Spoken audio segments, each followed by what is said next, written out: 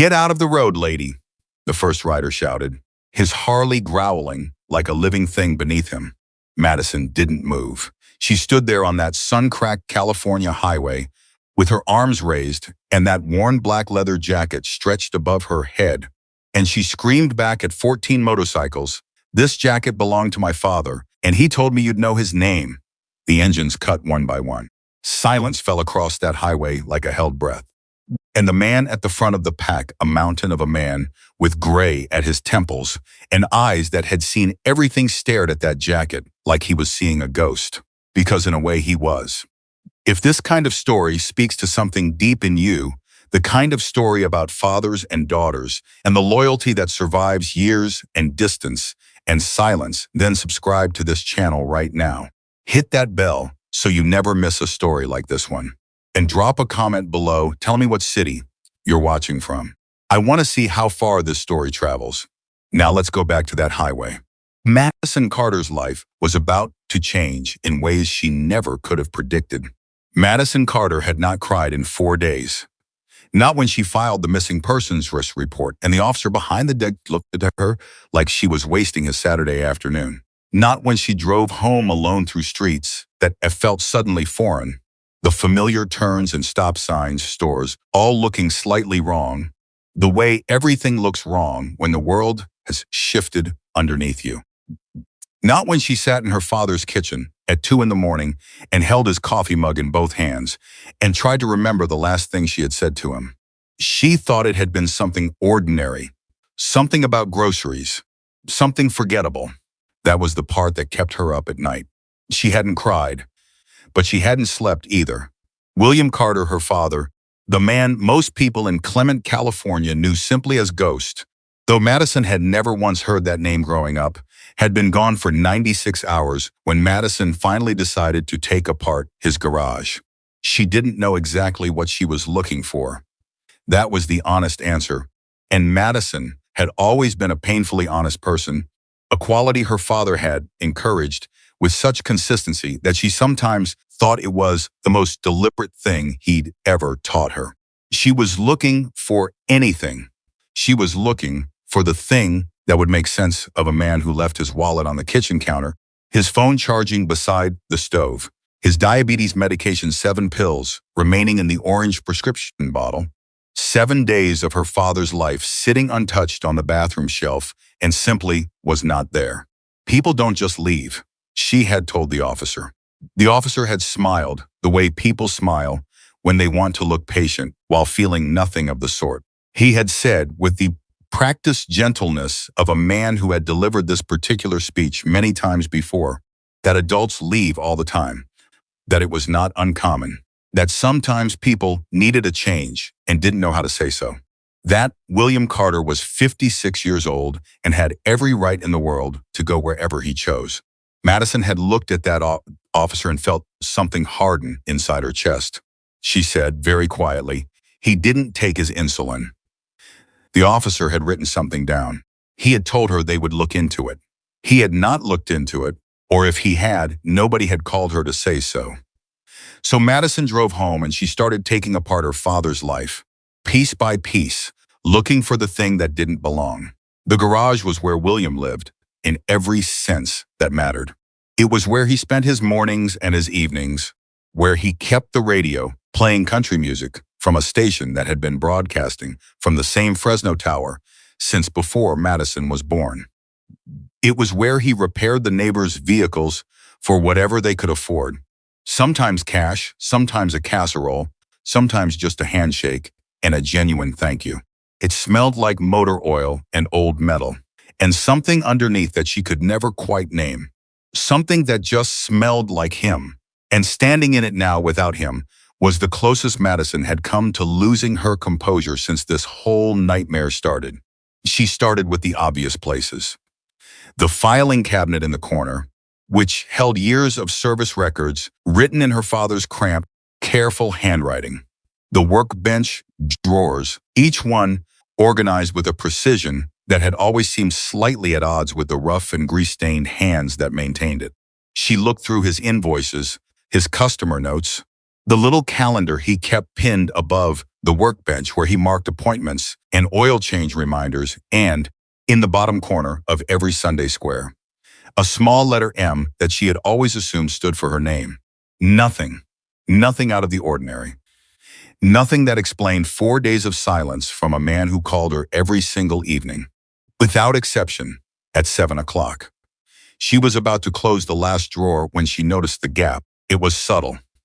The kind of thing you'd walk past 100 times without seeing, unless you were the sort of person who had grown up in this garage, who knew the exact dimensions of every shelf and cabinet and nook by some unconscious internal measuring system accumulated over 23 years of watching her father work.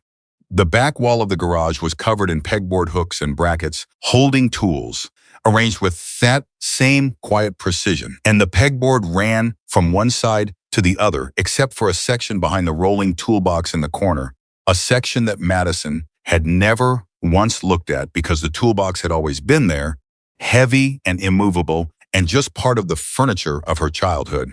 She pushed the toolbox aside. It took both hands and everything she had. Behind it, the pegboard didn't quite reach the wall. There was a gap of maybe 4 inches, and in that gap, someone had wedged a paper bag folded tight and held closed with 2 rubber bands. Madison stood there for a moment, staring at it. Her hands were shaking slightly when she reached in. Inside the bag was a jacket, black leather, old and well-worn, the kind of jacket that had been broken in over years of use rather than artificially distressed. She pulled it out slowly and held it in front of her, and the first thing she registered was the weight of it, real leather, substantial, the kind that cost money and lasted decades. The second thing she registered was the smell, something like old road and something like cedar, and underneath that, so faint she might have imagined it, the ghost of her father's particular combination of soap and engine grease. Then she turned it around, and she saw the patch on the back. Madison Carter had grown up in a small town in California's Central Valley. She was 23 years old. She had a degree in business administration from Fresno State and a part-time job at the hardware store, and a circle of friends who were, by and large, unremarkable in the best possible way. She was not, by any reasonable measure, the kind of person who knew much about motorcycle clubs. But she knew that patch. Everybody knew that patch. 2 words and a grinning skull and a bottom rocker that named a California chapter. She knew what it meant. She knew what the people who wore it were reputed to be the stories, the headlines, the mythologies that surrounded them like weather. She had grown up in California. She had watched the news. Her hands were no longer shaking slightly. They were shaking badly. She turned the jacket over and looked at the front. On the chest, above the left breast pocket, someone had embroidered a single word in thread that was still crisp, despite the jacket's age. Ghost. Madison sat down on the concrete floor of her father's garage. She sat down without making a decision to do so. Her legs simply decided for her. She sat there holding this jacket, this impossible jacket from her gentle, quiet neighborhood mechanic father, and she looked at that single embroidered word, and for the first time in 4 days, she started to cry. Not from grief. Not exactly. From the sudden vertiginous recognition that she did not know her father as well as she thought she did. She gave herself 3 minutes. She had always been practical, even in crisis, another quality she had gotten from William. 3 minutes, sitting on that cold concrete, letting the feeling move through her. Then she swiped her face with the back of her hand, and she looked at the jacket again. She found the note on her second pass. The jacket had an interior pocket, the kind with a snap closure, and inside that pocket, there was a piece of paper folded into fourths. The paper was not new. It had the slight softness of paper that has been folded and unfolded multiple times, read and reread by hands that were probably deciding something large while they held it. She unfolded it.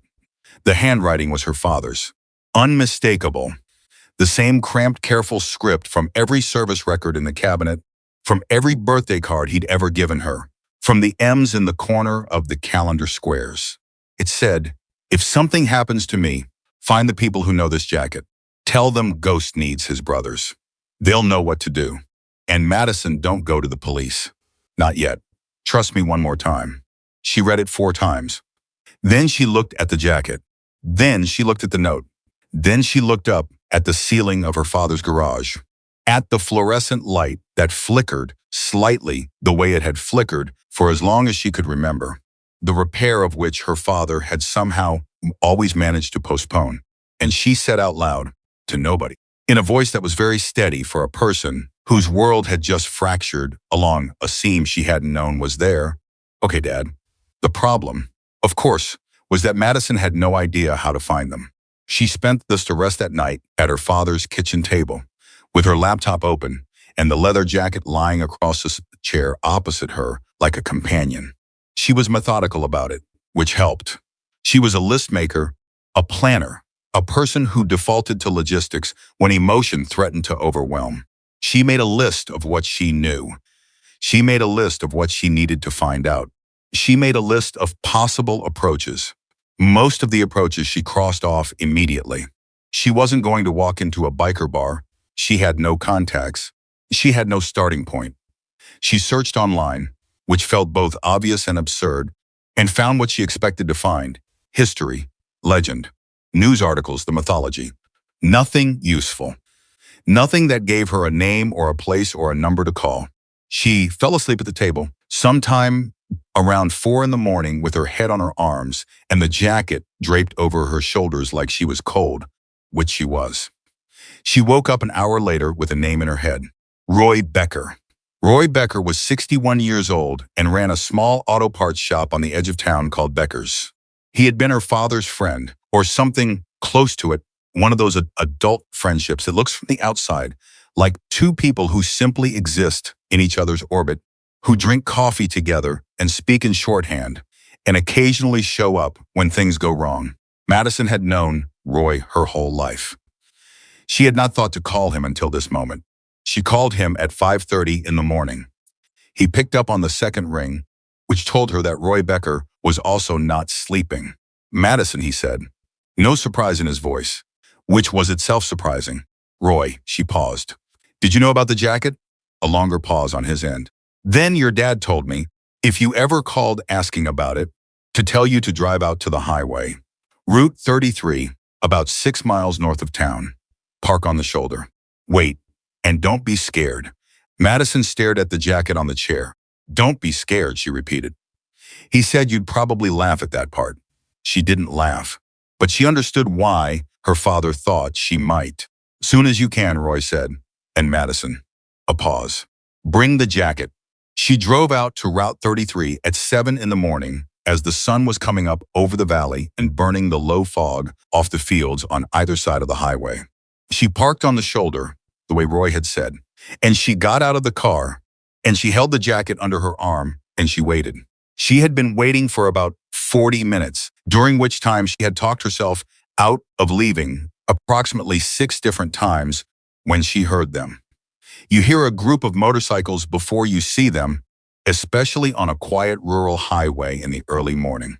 The sound builds from nothing, a low thrum, that you might first mistake for road noise or distant machinery, and then it grows and separates into individual engines, and suddenly it fills the whole atmosphere, pressing against your chest from the inside, and then they come around the far curve in the road, and the sun catches the chrome, and they are simply there, enormous and present, and nothing at all, like anything Madison had been prepared for. 14 riders, riding two abreast in a formation that had a kind of instinctive geometry to it, each rider positioned with unconscious precision relative to the others. They were at road speed, unhurried, moving the way people move when they are completely at home in the space they occupy. Madison stepped off the shoulder and into the road. She heard someone shout at her, "Get out of the road. Lady!" And she ignored it. She raised the jacket above her head with both arms, stretched wide, presenting it to those 14 pairs of eyes, and she planted her feet on the center line of Route 33, and she did not move. The formation slowed. She could see the front rider holding up a fist, the universal signal, and the riders behind him responded instantly, the whole group decelerating together with that same unconscious precision, bleeding speed the way water slows when a channel narrows. They stopped 20 feet in front of her. The engines idled. 14 engines, producing a collective sound that she could feel in her back teeth. Nobody moved. Then the man in front swung his leg over his bike and stood up. He was tall, broad-shouldered, somewhere in his late 50s, and he walked toward her with the unhurried deliberateness of a man who did not feel the need to hurry about anything. He had close-cropped gray hair and a beard that was going silver, and his eyes were Madison would think about this later, would try to find the right word. His eyes were careful. Not hard, not threatening, careful. The eyes of someone who had learned to look at situations from every angle before deciding what they meant. He stopped 10 feet from her. He looked at the jacket, and his face did something complicated. "Where did you get that?" His voice was low, not threatening. The opposite of threatening. Actually, it had a quality she couldn't immediately identify. Something close to reverence. "My father's garage," Madison said, hidden behind his toolbox. "I've been looking for him for 4 days." She lowered the jacket slowly and held it out so he could see the chest patch, the embroidered name. "His name is William Carter, but you knew him as Ghost." The man was very still for a moment. Then he turned his head and looked back at the other riders. Some kind of communication passed between them that Madison couldn't read. No words, just a look, and then an exhale from several of the riders simultaneously, a sound that contained something she could only describe as recognition. The man turned back to her. "How old are you?" he asked. 23. Ghost's daughter. He said it quietly, to himself, as though verifying the math of something. Then, louder, "My name is Marcus Hale. Your father and I rode together for 11 years. He paused. "What happened to him?" And Madison told him everything. She talked for 20 minutes, standing there on Route 33 with the sun climbing and the engines ticking over, and 14 men listening with an attention that she had not experienced since her best friend's mother, if a retired school teacher, had fixed her, with that same quality of focused regard during a conversation about something that mattered. She told Marcus about the 4 days, about the wallet and the phone and the insulin, about the police officer and his smile, about Roy Becker and the early morning phone call, about the paper bag behind the toolbox and the note in her father's handwriting. When she finished, Marcus was quiet for a moment. "Can I see the note?" he asked. She handed it to him. He read it once, quickly, then read it again more slowly. Then he refolded it and gave it back to her with a carefulness that registered with her whole body as the genuine article. "Tell me about the last few weeks," he said, before he disappeared. "Was he different? Nervous? Did he mention anything about his work?" "He worked on vehicles for a transportation company," Madison said. "Silver Ridge Logistics. He'd been doing contract work for them for about a year. Maintenance, repairs on their fleet." She paused. "About 3 weeks ago, he started locking the garage when he was working. He never used to lock it. He always said, 'Locked doors told your neighbors you didn't trust them.'" Marcus's expression shifted slightly. Something confirmed. "Did he say anything to you directly?" Marcus asked. "Even something that seemed small at the time." Madison thought about it. "He called me about 2 weeks ago in the evening." He said. She stopped. She had to reconstruct it carefully. He said, "Madison, I need you to know something. I need you to know that if I ever seem like I'm making a strange decision or doing something that doesn't make sense, it's because I'm trying to protect something that matters more than I do." I thought he was being philosophical. He did that sometimes, got a little philosophical in the evenings. Marcus looked at her steadily. "He wasn't being philosophical," Marcus said. "No," Madison said. "I understand that now." One of the other riders had climbed off his bike and walked up to stand beside Marcus. He was younger, mid-40s, maybe with a thick, dark beard and an expression that mixed skepticism with something that was working its way toward concern. He held out his hand, not toward Madison, but toward the jacket. "Can I?" he asked. Madison hesitated for exactly 1 second. Then she handed it over. The man who introduced himself as Danny, with no further elaboration, turned the jacket in his hands with the practiced attention of someone who knew this garment. He checked the collar, the lining, the interior pockets. His hands paused at the same snap closure pocket where Madison had found the note. He reached in and his fingers found something. He withdrew a small flat object. A USB drive, black smaller than Madison's thumb, sealed inside a tight wrap of electrical tape. Everyone looked at it. He hid it in the lining, Danny said. He looked at Marcus, looked at Madison. Your father, Marcus said, and his voice had something in it now, something weighted with an old, complicated feeling that Madison could not fully decode but could absolutely feel was one of the best men I have ever known. When he left the club to raise you, after your mother died, we let him go because we understood, because that was who he was. A man who put the people he loved above everything else. He paused. He knew, if something happened to him, that the jacket would reach you eventually. And he knew what you would do with it. Madison looked at him. He was counting on it. He was counting on you, Marcus said. That's different.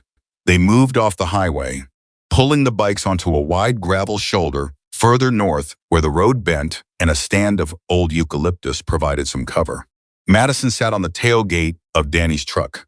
He had a pickup following the group, which felt unexpectedly practical, and the USB drive sat on the seat between them while Danny pulled out a laptop.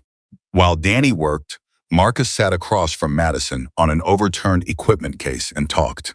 He told her about Ghost. He used her father's road name, the way you say the name of someone you've known for decades without consciousness of it, the way it slips into conversation without announcement.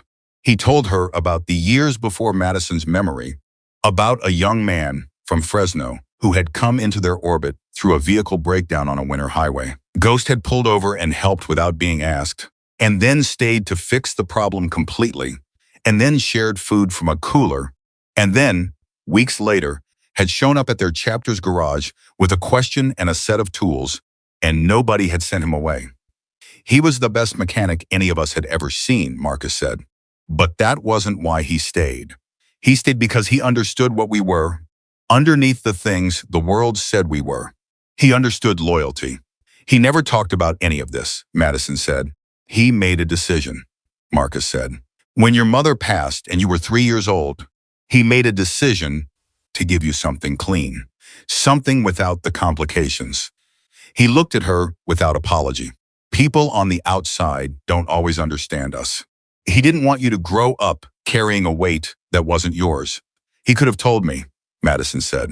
She wasn't angry when she said it. It came out flat, the way statements do when you're still processing whether you have the right to the emotion attached to them. Yeah, Marcus said. He could have. He let that sit without defending it. She respected that. Danny looked up from the laptop. His expression had gone very still in the way expressions go still when the information on the screen is serious. Marcus, he said, you need to see this. Marcus stood and crossed to him, and Madison followed without being invited and without apologizing for it. On the screen was a directory of files documents, spreadsheets, photographs, scans of what looked like handwritten logs. The volume of it was significant. Her father had been collecting this material for a long time. How long, Madison asked. Danny scrolled through the file timestamps. Oldest file here is 14 months ago, he said. He started collecting almost immediately. What did he find? Madison asked, though part of her already understood. Danny looked at Marcus. Marcus gave him a slight nod. Vehicle logs, Danny said, pulling up a spreadsheet. Your father was doing maintenance on a fleet of refrigerated trucks for Silver Ridge. Routine stuff. But he noticed something: the mileage logs didn't match the routes they were submitting to their clients. Trucks were driving thousands of miles more than the records showed, and the maintenance schedules were being falsified. Weight tolerances being exceeded regularly, then the service records wiped and replaced. Meaning? Madison asked, though her stomach had already begun to understand.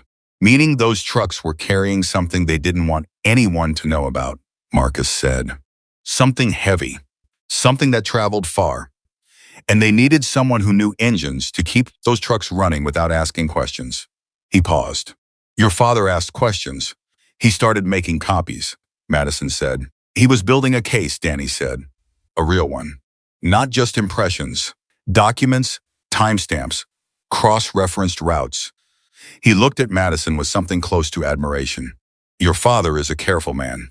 Was. She heard the word in past tense, and she put her hand flat on the truck bed and pressed down hard until the feeling passed. He's still alive, she said. Not a wish. A statement of position. He's alive, and he's somewhere they can keep him quiet while they figure out what to do with him. Marcus looked at her for a long moment. We think so too, he said. Then we find him, Madison said.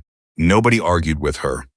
Not the way she'd expected, not the gentle redirection, not the well-meaning suggestion that she leave this to people who knew what they were doing. The men around that truck looked at each other, and she watched something pass between them, a decision being made in the way that decisions get made in groups that have functioned together for a long time, without a formal vote, without a meeting, by a kind of accumulated mutual understanding. Marcus turned back to her. There's one more thing, he said. In that note your father wrote, he told you not to go to the police. Not yet. He met her eyes. He wrote that for a reason. Some of what your father found suggests Silver Ridge isn't operating alone. There are people in positions of authority who are invested in making sure this doesn't surface. He paused. We need to be careful about who we bring in and when. Madison nodded. She had understood this from the moment she read the note. Her father had trusted her to understand it.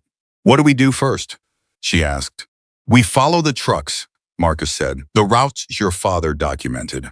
Silver Ridge has a secondary facility. The official records say storage. But the GPS data in your father's files tell a different story. He looked at Danny. How many hours? If we leave now, Danny said, 4 hours. Maybe less. Marcus looked at Madison. You should go home, he said. Not unkindly. Let us. He's my father, Madison said.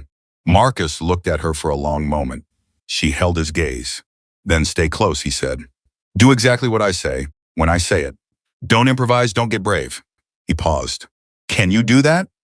Madison thought about her father, who had sat on this highway 11 years ago. No. Longer, 23 years ago, a year before she was born and made a decision. Who had built a quiet life with those big hands and that careful heart and that note already written, already folded, already hidden, already waiting for the day it would be needed. My father trusted you with his life, she said. I think I can manage that. Something moved through Marcus's expression. It was brief, but it was real. He was right about you, Marcus said. The way he always said you were. Madison looked at him. He talked about me? Every time we saw him, Marcus said. Every year at the rally. Your name, your grades, what you were studying, what you were learning. Every single time. He picked up the leather jacket from the truck seat and held it out to her. He carried this with him every time he came. He said it was the one thing from that life he couldn't give up, because it was from before you existed, and it reminded him of the man he was becoming when you arrived. He paused. He said the jacket and the daughter were the same story, just different chapters. Madison took the jacket. She held it for a moment. Then she put it on. It was too large. Her father's shoulders were broader than hers, and the sleeves came down past her wrists, and it hung open in the front the way a jacket does when it was built for a different body. But she put it on anyway, and she zipped it to the middle, and she turned up the collar against the morning chill that was still coming off the valley fields. The riders noticed. Nobody said anything, but she felt the noticing. All right, she said.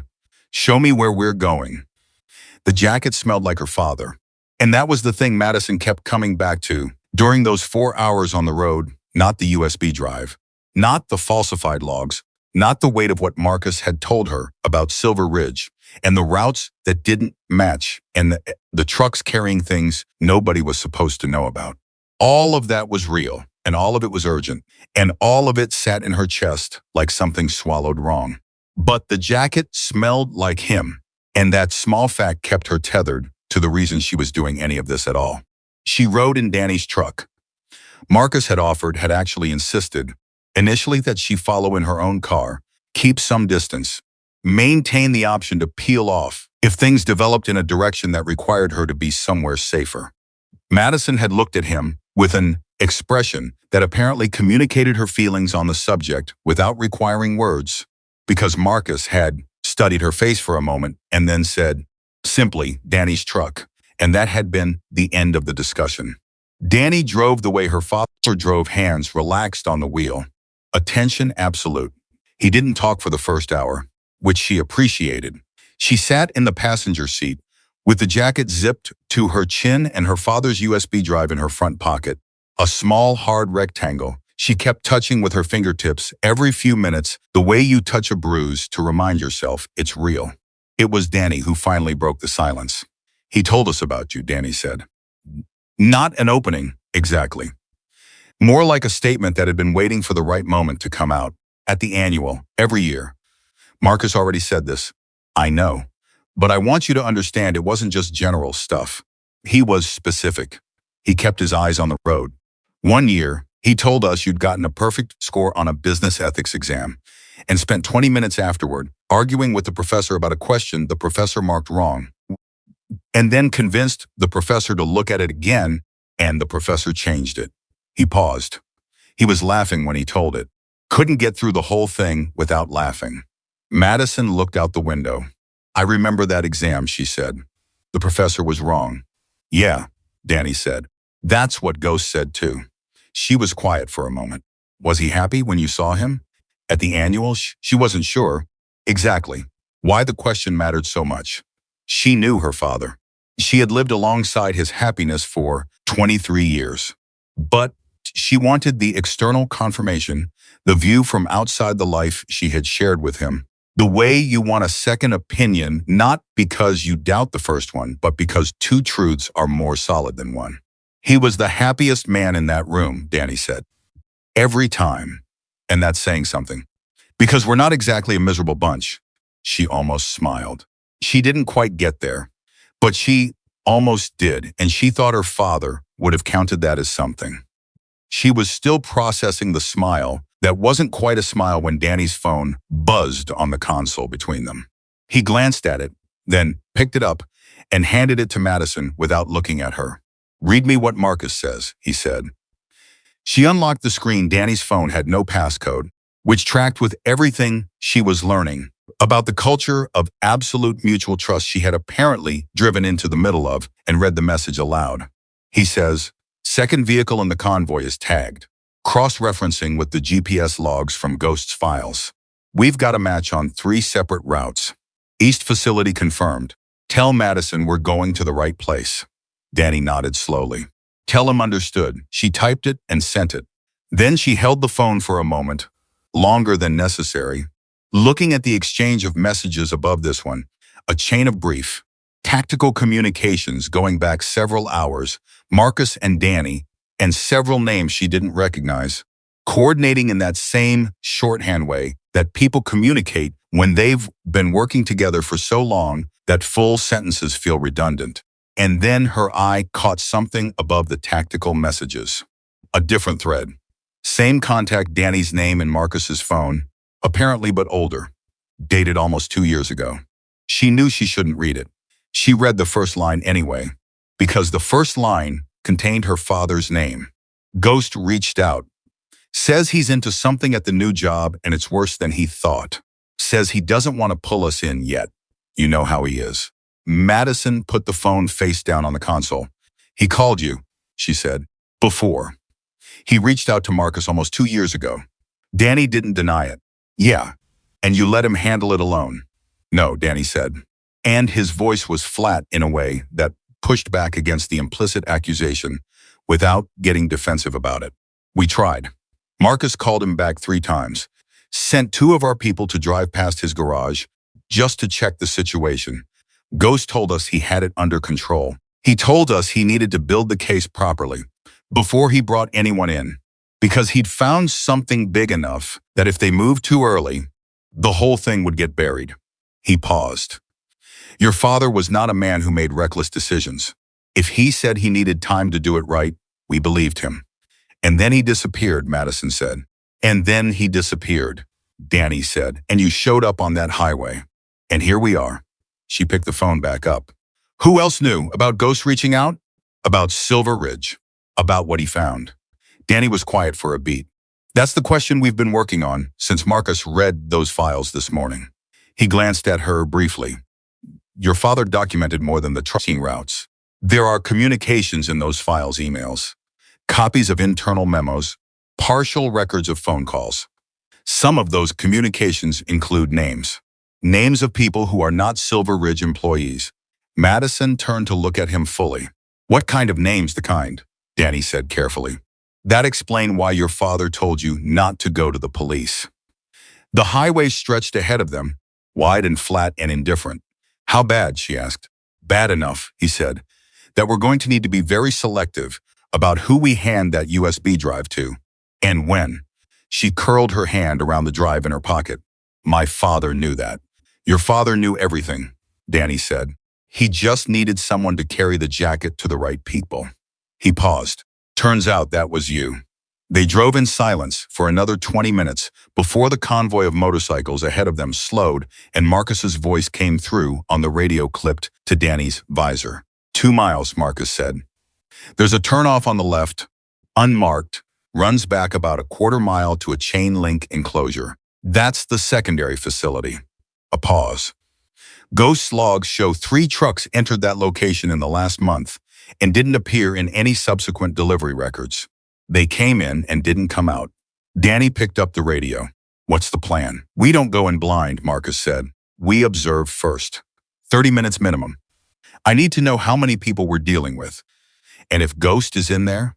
A pause. Longer than the tactical pauses from earlier. If Ghost is in there, Marcus said, then we get him out. But we do it without getting anyone killed. Clear? Clear, Danny said. Madison took the radio from Danny's hand. Danny let her. Marcus, she said. Yeah, he's in there, she said. I know he's in there. She didn't know how to explain the certainty. It wasn't logic. It was something older than logic, some calibration that exists between people who have spent 23 years learning each other's rhythms and absences. A pause. Copy that, Marcus said. His voice had shifted slightly. Not softer, exactly. More direct. Stay in the truck when we stop. I need you safe. I heard you the first time, Madison said. I know you did, Marcus said. I'm saying it again. She handed the radio back to Danny. Danny put it back on the visor clip. They were both quiet for a moment. He's going to try to keep you in that truck, Danny said. I know he's going to fail. I know that too. Danny looked at the road ahead. You are definitely Ghost's daughter, he said. The convoy pulled off the main road at an unmarked turnoff, exactly as Marcus had described. The motorcycles going quiet, as if by a single shared decision. Engines dropping to nothing. The group rolling on momentum and gravity, the last 100 yards to a stop. Danny cut the truck's engine and coasted. In the sudden silence, Madison became aware of her own heartbeat, which was doing something irregular and unhelpful against her sternum. She stayed in the truck. She watched through the windshield as Marcus and 4 others moved forward on foot, staying low. The rest of the riders positioned themselves in a loose perimeter. Nobody spoke, nobody needed to. 12 minutes passed. She counted them by the clock on Danny's dashboard. Watching the numbers change with the focused intensity of someone who needs to put their attention somewhere specific or lose their composure entirely. At the 13-minute mark, Marcus came back. He pulled open the truck door on Madison's side and looked at her with an expression that was working very hard at neutral and not quite achieving it. Talk to me, she said. There are 4 vehicles inside the fence, Marcus said. 2 Silver Ridge trucks, 1 unmarked cargo van. 1 sedan that I've seen before. It belongs to a man named Dieter Walsh, who is the regional operations manager for Silver Ridge. He paused. There are at least 6 people inside the main building. And my father? We don't know yet. He met her eyes. But there's something else. He reached into his jacket and pulled out his phone, displaying a photograph he'd taken on his approach. A vehicle registration plate, partially visible through a fence link. This plate belongs to a car, registered to a man named Gerald Poole. He's not a Silver Ridge employee. He paused. Gerald Poole is an investigator with the State Transportation Authority. Madison stared at him. He's a government official, she said. Corrupt government official, Marcus said. If your father's files are right, he's the one who's been helping Silver Ridge clean their records at the regulatory level, making sure the audits came back clean, making sure the weight reports never raised flags. His jaw tightened slightly. He's also the reason your father told you not to go to the police. Because Poole has connections that run up the chain, and some of those connections are law enforcement. The implications landed in sequence, each one landing before the previous one had fully settled. Her father had discovered not just a company doing something illegal, he had discovered a network, a protected one. A network that had people on the inside of the systems that were supposed to stop exactly this kind of thing. He couldn't go to anyone, Madison said. He was building a case that couldn't be dismissed, Marcus said. Complete enough, documented enough, that even the people protecting Silver Ridge couldn't make it disappear. That's why it took him 14 months. That's why the USB drive has what it has on it. He looked at her steadily. Your father was not just trying to expose Silver Ridge.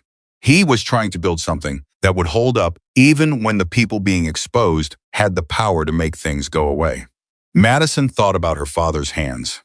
The mechanic's hands that she had watched her whole childhood, the grease lines that never fully washed out, the knuckles that were always slightly swollen from the work, the hands that had taught her to change her first tire at age 8 with the same patient precision he brought to everything. Those hands had been doing this simultaneously. Building a case in the hours between jobs, between dinner and sleep, between the everyday life he had built for the two of them. The courage of it almost broke her. Okay, she said. Her voice came out steady, which surprised her. What's inside that building? Marcus studied her. We think it's being used for temporary storage, he said. The cargo van and the trucks are consistent with a transfer point. Something comes in, gets redistributed, moves out through routes that don't match any legitimate logistics pattern. He paused.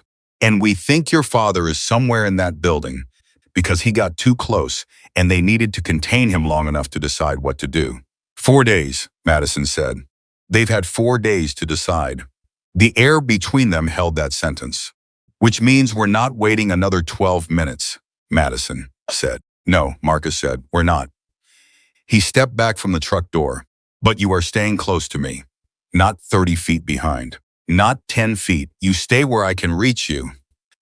Madison climbed out of the truck. She pulled the jacket tighter. Deal. Marcus looked at her. This young woman in her father's jacket, standing in a dirt pullout off a Central California highway with 14 motorcycle riders behind her and the whole weight of the last 4 days in her face. And he did something she didn't expect. He put his hand briefly on her shoulder, not a grip, not a grab, just a weight, a presence. The kind of gesture that communicates something language can't quite carry. And he said, very quietly, he talked about you every year, every single year. Said you were the best thing he ever did. He dropped his hand. Now let's go get him back. They moved.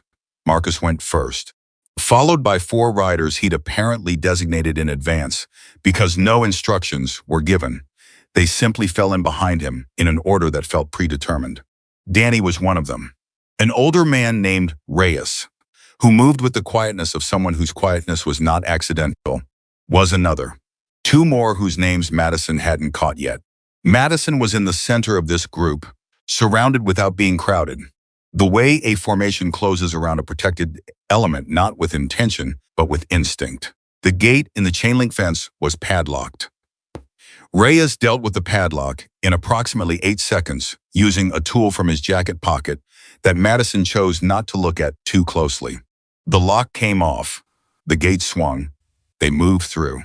The building was a corrugated metal structure, the kind you see on industrial edges of agricultural towns throughout the Valley. Big, functional, no pretensions.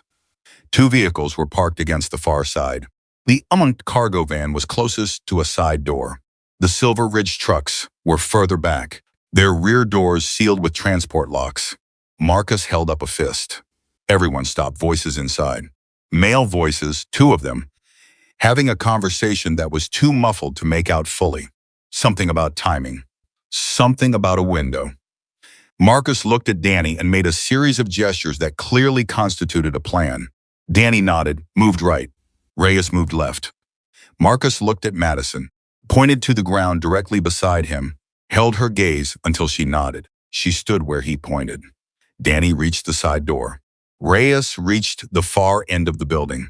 Marcus moved to the main entrance, a sliding bay door that stood partially open, and pushed it the rest of the way. The two men inside turned around. One of them, Madison, didn't recognize a broad man in work clothes who took one look at the five people who had just walked in and made the specific calculation that resistance was not a profitable direction.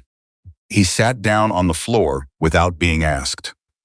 This was apparently sufficient participation from his perspective, and he maintained this position throughout the subsequent events, which Madison later thought showed a certain practical wisdom.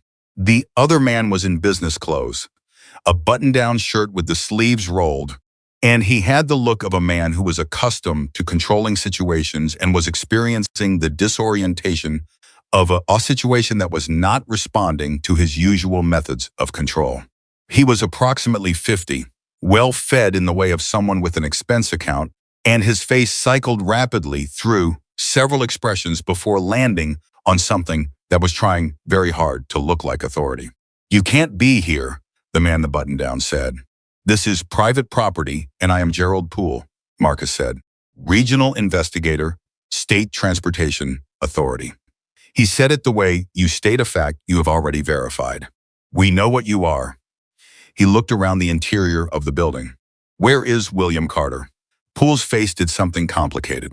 The authority posture cracked along its foundation. "I don't know what you're, Gerald."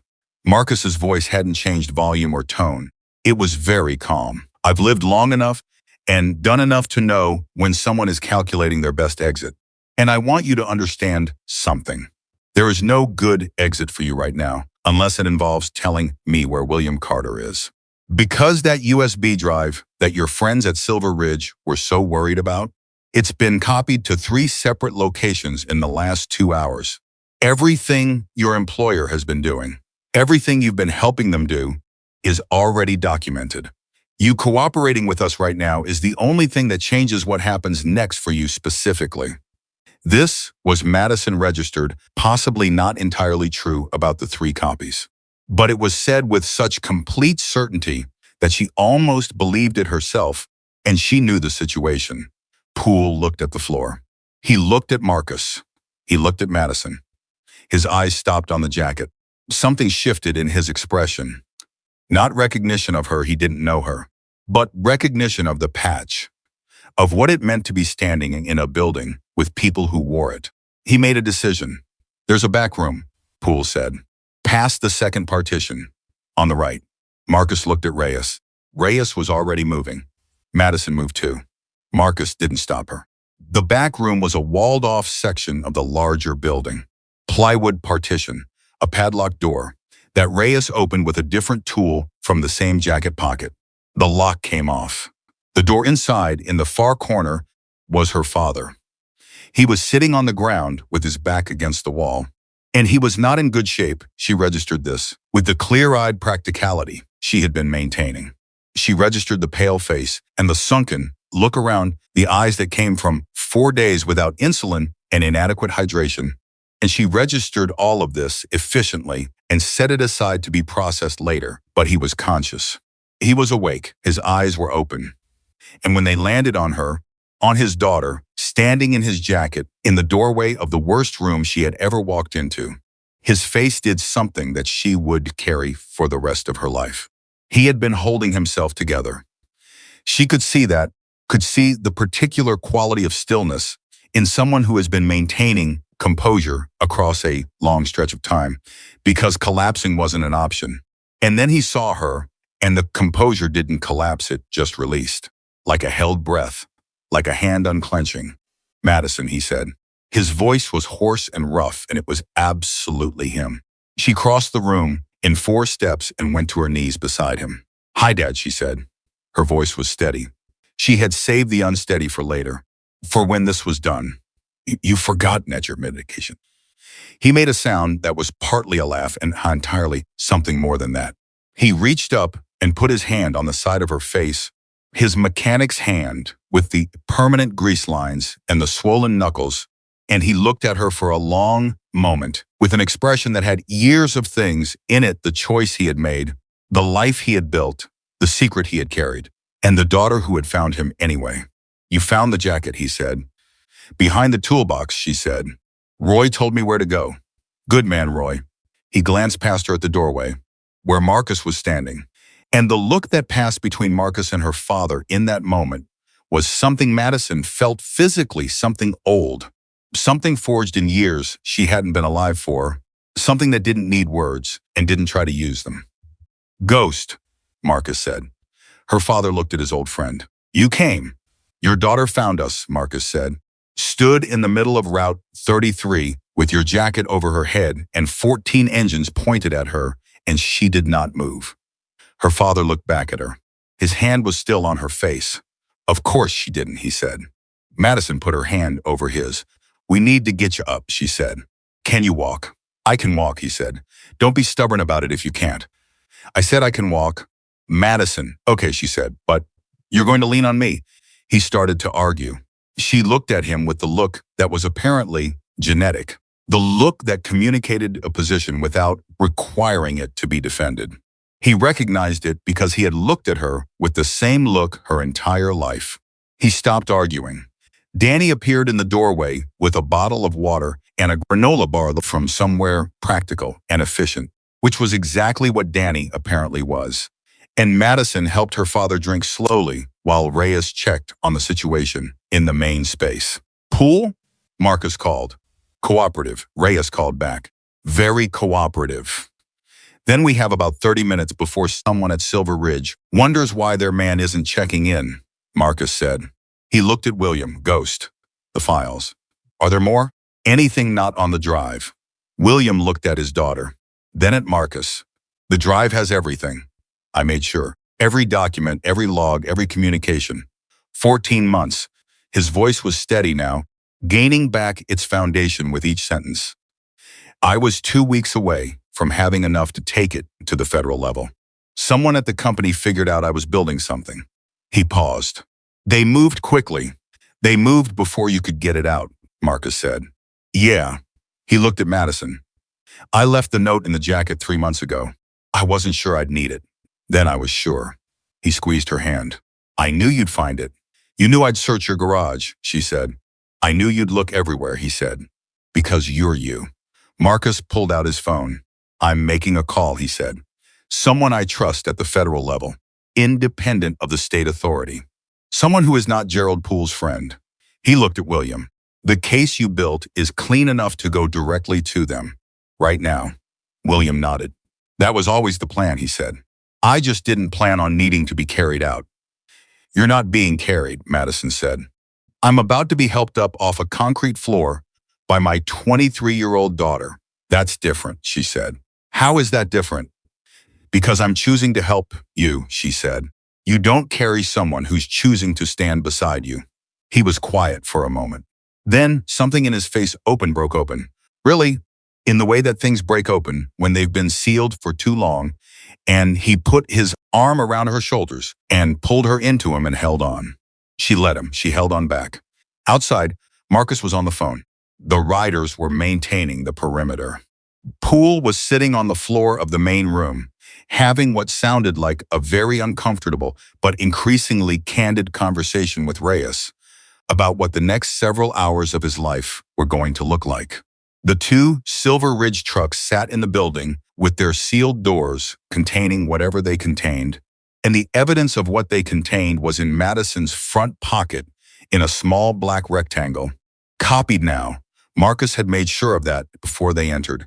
Sent to 2 locations Madison didn't know about yet, but would, because Marcus had said he would tell them both everything. And she believed him. Her father smelled like concrete in 4 days of confinement.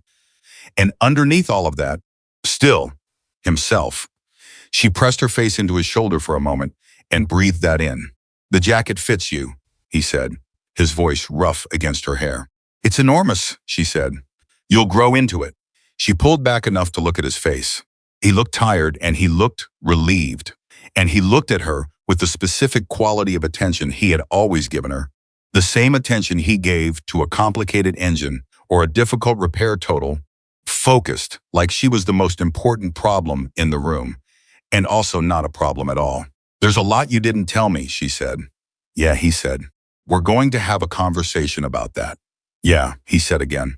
A long one. I imagine so. He looked at the jacket. Then at her. I'm sorry for the parts that scared you. I wasn't scared, she said. He looked at her. Okay, she said.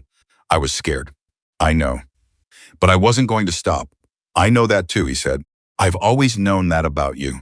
He shifted his weight and Madison felt him test his legs, finding out what was reliable. He was weak, weaker than he was letting on. She could feel it in the way he held himself, but he was upright. He was here. Let's go outside, he said. I haven't been outside in 4 days. Lean on me, she said. Madison, William. He stopped. The use of his full name, she almost never used his full name, registered the way it was intended to, as the thing she deployed when something was not negotiable. He leaned on her. They walked out together, her father and his daughter, through the plywood partition and across the main floor, past a very quiet Gerald pool and into the late morning California air. And the riders who were positioned outside turned and saw them coming, and something passed through the group, not a cheer, not a sound at all, just a shift, a change in the quality of the air, the way a room changes when the thing everyone was waiting for finally arrives. Marcus ended his phone call and looked at William across the space between them. Federal contact is ready, Marcus said. He wants the drive and he wants your statement. He says 48 hours. William looked at Madison. She handed him the USB drive from her pocket. He held it in his palm for a moment. 14 months of careful work in a package smaller than his thumb. 48 hours, he said. Then it's over? Then it starts being over, Marcus said, which is how these things work. William nodded. He closed his hand around the drive. Madison stood beside him in his jacket, and the sun was fully up now, and 14 riders were positioned around that gravel lot like they had nowhere else in the world to be, which, at that particular moment, they didn't. Her father looked at all of them, his brothers. The people from the chapter of his life he had folded up and hidden behind a toolbox and never spoken of, who had come down a Central California highway on 14 engines because his daughter had stood in the road with his jacket and refused to move. I owe you, William said to Marcus. You don't, Marcus said. You never did. That's the whole point. William looked at his daughter. She was already looking at him. Okay, he said quietly. To her specifically, in the voice he used when something between them had been decided. Okay, let's go finish this. 48 hours sounded like a manageable number until Madison actually tried to live inside them. The first hour after they left the Silver Ridge facility was pure logistics, which helped. Pure logistics was something Madison could do with her eyes closed. She was built for it, had always been built for it, the part of her that made lists and executed them, and checked boxes with a satisfaction that was almost physical. They needed to get her father medical attention without going through official channels that might be compromised.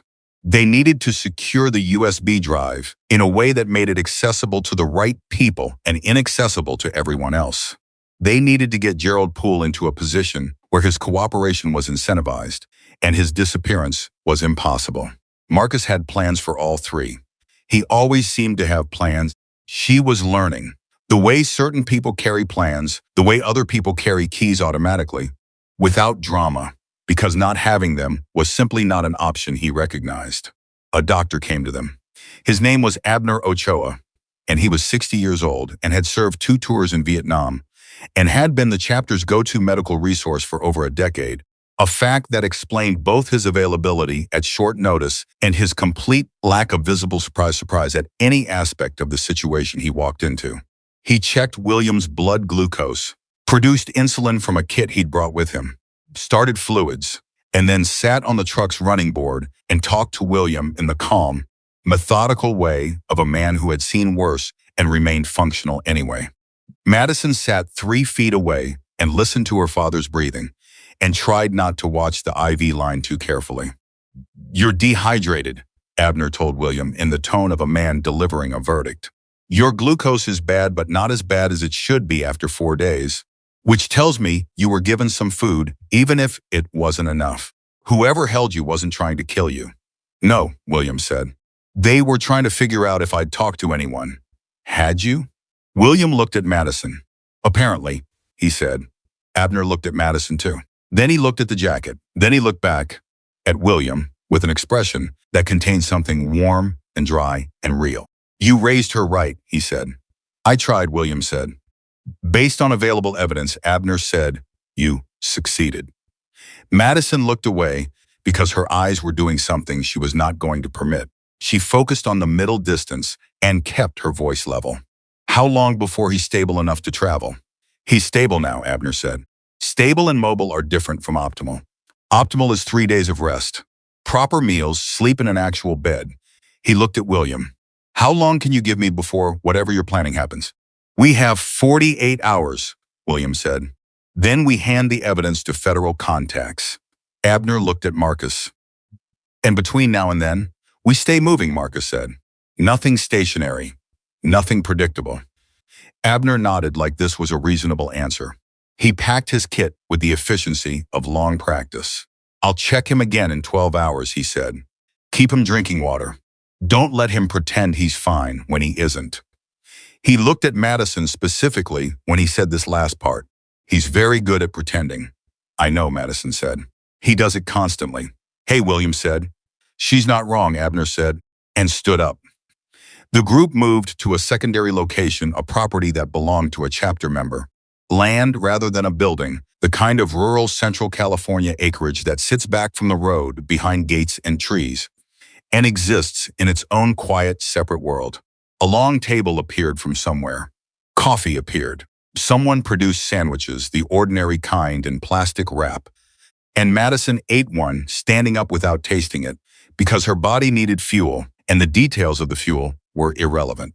She was on her second cup of coffee when Danny sat down, across from her with his laptop, and a look on his face that she was beginning to read it was his I found something face, a specific configuration of focused attention and compressed concern. Talk, she said. He turned the laptop toward her. On the screen was a spreadsheet, one of the files from her father's USB drive, but Danny had added a layer to it, a column of annotations in a different color, cross-referencing the delivery routes with something external. She leaned forward. Your father documented the false routes, Danny said, but he didn't have access to what was actually being transported. He could see the discrepancy, the mileage, the weights, the falsified logs, but not the cargo. He tapped the screen. I spent 2 hours this morning working backward from the routes themselves. The GPS coordinates in the logs, the timing windows, the weight tolerances. He paused. These aren't random routes. They're a network. And the weight profiles are consistent with human cargo. The words landed in the room with a weight of their own. Madison set down her coffee cup very carefully. You're saying, I'm saying what your father suspected and couldn't prove because he couldn't access the cargo manifest, Danny said. The trucks aren't moving goods, or not primarily. He held her gaze. The route network maps onto something we've seen before. Pickup locations in agricultural areas, labor camps, field operations, places where undocumented workers congregate because that's where the work is. Transit windows that match shift changes. And drop points that are, he paused, not public locations, not distribution centers, not anywhere legitimate freight ends up. The silence at the table had a different texture now.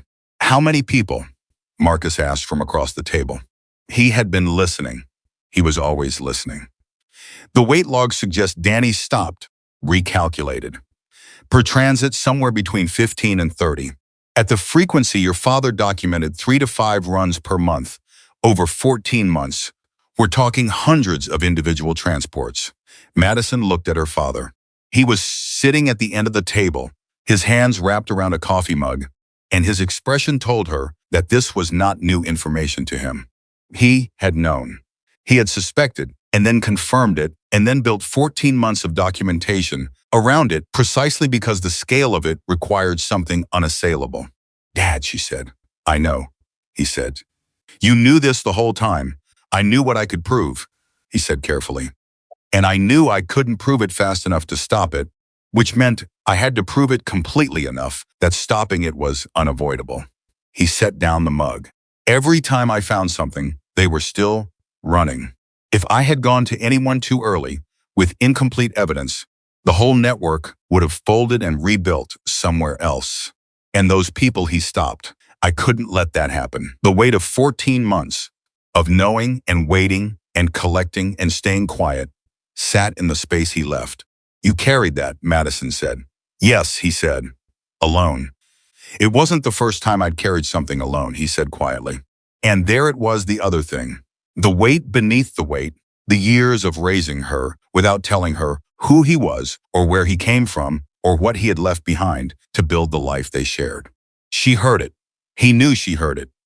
They held eye contact for a moment that was doing the work of a much longer conversation.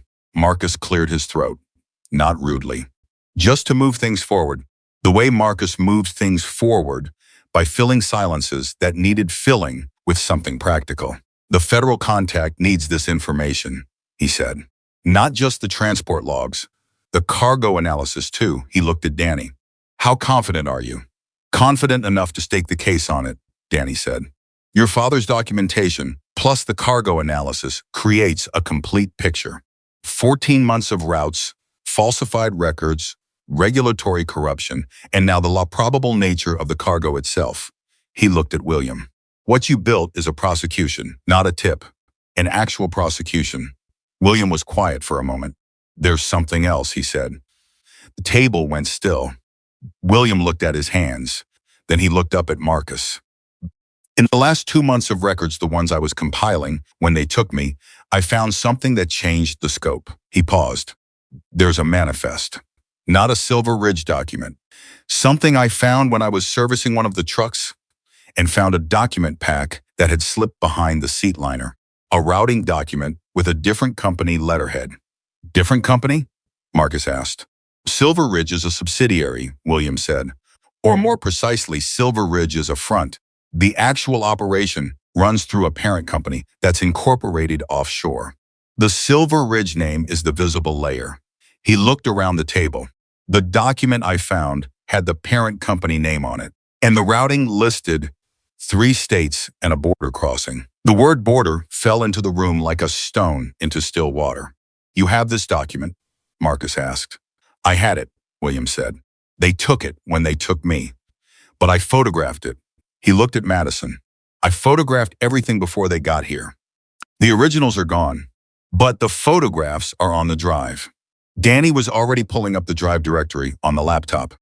His fingers moved quickly through the file structure. Last folder, William said. I named it Vehicle Interior Maintenance Records. Because if anyone looked at the directory without looking inside, it looks like routine paperwork. Danny finished. He found the folder, opened it. Inside were 17 photographs, the kind you take quickly with a phone camera, trying to get everything, before time runs out, slightly angled, occasionally blurred at the edges, but legible. Clear enough. Danny went through them silently. His face went through several things that he kept controlled. Madison watched him work through it. Ghost, he said. Finally, he said it quietly. The way you say something when the weight of it requires that you reduce everything else. Yeah, William said. This isn't Silver Ridge, Danny said. No, William said. This is... Danny stopped. He looked at Marcus. Marcus, this is organized. This is coordinated across 3 states with a distribution infrastructure that Silver Ridge couldn't. They're not running this. They're a piece of it. Marcus was very still. How big a piece? Danny looked at the photographs. He scrolled. He stopped at one image and sat with it for a moment. Big enough that when this breaks, it's not a regional case, he said. This is federal. This is FBI level. This is the kind of thing that takes a year to prosecute and makes the front page of every paper in the country. The silence that followed was the loudest silence Madison had heard since this started. Her father had not been sitting on evidence of a corrupt logistics company running falsified routes. He had been sitting on the corner of something that went further and cut deeper than any of them had fully understood, including Marcus, including Danny, including Madison herself. She looked at her father. He looked tired. He looked like a man who had been carrying something enormous for 14 months and had been unable to put it down and had finally, in this moment, set it on a table in front of people who could lift it alongside him. Why didn't you tell Marcus sooner? She asked. When you reached out 2 years ago, why didn't you tell him how big it was? He was quiet for a moment. Because I didn't know how big it was yet, he said. And because once I knew, he paused. I was scared of what it meant. Not for me. For anyone I involved. He looked at Marcus. For you, for the chapter. If something like this goes wrong, if the evidence gets compromised or someone decides to make an example, I didn't want that landing on people I cared about. So you carried it alone, Marcus said. Until I couldn't anymore, William said. Ghost. Marcus's voice had something in it that wasn't reproach and wasn't comfort and wasn't absolution. It was something more honest than any of those. Something that sounded like the truth, stated plainly between two people who had known other enough for plain truth to be the only language that worked. You have never, not once, in the 30 years I have known you been as alone as you thought you were. That has always been your single significant error in judgment. William looked at his old friend for a long moment. Yeah, he said finally. I'm starting to see that. Madison put her hand flat on the table between them, not reaching for either of them, just placing it there. A presence, a weight, something solid. Her father looked at her hand. Then he put his hand over hers. Marcus, after a beat, put his hand over both of theirs. It was not a dramatic gesture. It was barely a gesture at all. But it was real. And in that room, with all of that evidence on the laptop screen and all of that weight in the air, real was exactly sufficient. Danny looked at the three of them and had the decency not to say anything. Then he looked back at the screen and said, we need to call Marcus's federal contact tonight, not tomorrow. Tonight. Agreed, Marcus said. And we need to deal with Poole, Danny said. He's been cooperative. But cooperative has a window. Once Silver Ridge realizes he's out of contact, they're going to start making decisions. Defensive decisions. What kind of decisions? Madison asked. The kind, Danny said, where evidence disappears. People disappear. He looked at William. They already tried that, William said. Dryly. They'll try harder, Danny said. We have the drive. But if they have any parallel documentation, any physical records at a facility, they're going to move to destroy it. We need the federal team in position before Silver Ridge realizes what's happening. Marcus was already on his phone, stepping away from the table. Madison watched him go and then looked back at her father. How are you feeling? She asked. Better, he said. She looked at him the way he had looked at her for 23 years, with that complete, focused attention, measuring what she saw against what he was saying. Better than I was, he amended. That's more accurate, she said. He almost smiled. You're exhausting, he said with a great deal of affection. You raised me, she said. I did, he said. I raised you exactly the way I intended. And I want you to know, he stopped. He looked at his hands. He was someone who used words carefully, who measured them before he spent them, and she could see him measuring now. I want you to know that the decision I made, to not tell you, about the club, about who I was before. He looked up. I told myself it was to protect you, and it was, partly. But partly it was because I didn't know how to explain a life I had moved away from to the person whose existence was the reason I moved away from it. He paused. That wasn't fair to you. She sat with that. Let it settle. No, she said. It wasn't. I'm sorry, he said. She looked at him, the worn hands, the tired face, the eyes that were still exactly the eyes she had looked into her whole life, that had been her single consistent North Star since she was old enough to know she was navigating by something. Okay, she said. He blinked. Okay? I hear it. She paused. We'll talk about it. Properly. When this is done, there are things I want to understand and things I probably won't, and I want the space to say both. She met his eyes. But right now, I need you focused and upright, because none of this ends until we hand that drive to the right people and make sure it lands. He looked at her for a moment. When did you get so you? She said. I got it from you. He exhaled. A real exhale, deep and slow. The kind that releases something that has been held too long. Marcus came back to the table. His phone call had taken 11 minutes. His expression had the quality of a plan that had just solidified from possibility into fact. Federal contact is ready, he said. His name is Brian Salas. He's a special agent with the FBI's organized crime unit. which is, given what we're looking at, exactly the right desk. He sat down. He wants to meet tonight. He's driving from Sacramento. He wants the drive, and he wants William's full statement. He looked at Madison, and he wants whoever photographed those documents. That's Dad, Madison said. He wants to meet Dad, Marcus said, and he wants to record the statement. He paused. He also said something else. He looked at William. He said, your name came up on their end 8 months ago. A flag communication, something out of Silver Ridge, that mentioned a mechanic who was asking inconvenient questions. They knew you existed, Ghost. They were trying to find you. The table absorbed this. They were already investigating Silver Ridge, Danny said. Independently, Marcus said. From the regulatory side, through a different angle. They had the shell company. They didn't have the operational documentation. He looked at the laptop. They didn't have 14 months of route logs, falsified maintenance records, and photographs of a parent company routing manifest. He looked at William. What you built is the piece they were missing. The piece that ties the visible operation to the infrastructure behind it. William sat very still. The mechanic asking inconvenient questions, he said slowly. Yeah, Marcus said. If Salas's team was already circling Silver Ridge, William stopped. His expression shifted. Then when Silver Ridge took me, they weren't just trying to contain a whistleblower. They were trying to find out how much the federal investigation knew. They thought I was working with Salas. The implications reassembled themselves in a new configuration. They thought you were already in contact with the FBI, Madison said. Which means taking me was more desperate than it looked, William said. They were panicking. He looked at Marcus. Which means they're closer to exposed than we thought. Which is exactly why we moved tonight, Marcus said. The next 6 hours had a particular quality that Madison would later struggle to describe accurately, not quite urgent, not quite calm. Something that lived between the two, the specific atmosphere of people doing serious and coordinated work with a shared understanding of what's at stake. People moved. Plans were made and modified. Calls were placed and answered. Danny cross-referenced files. Marcus managed logistics. Reyes appeared and disappeared on errands that nobody explained, but everyone seemed to understand.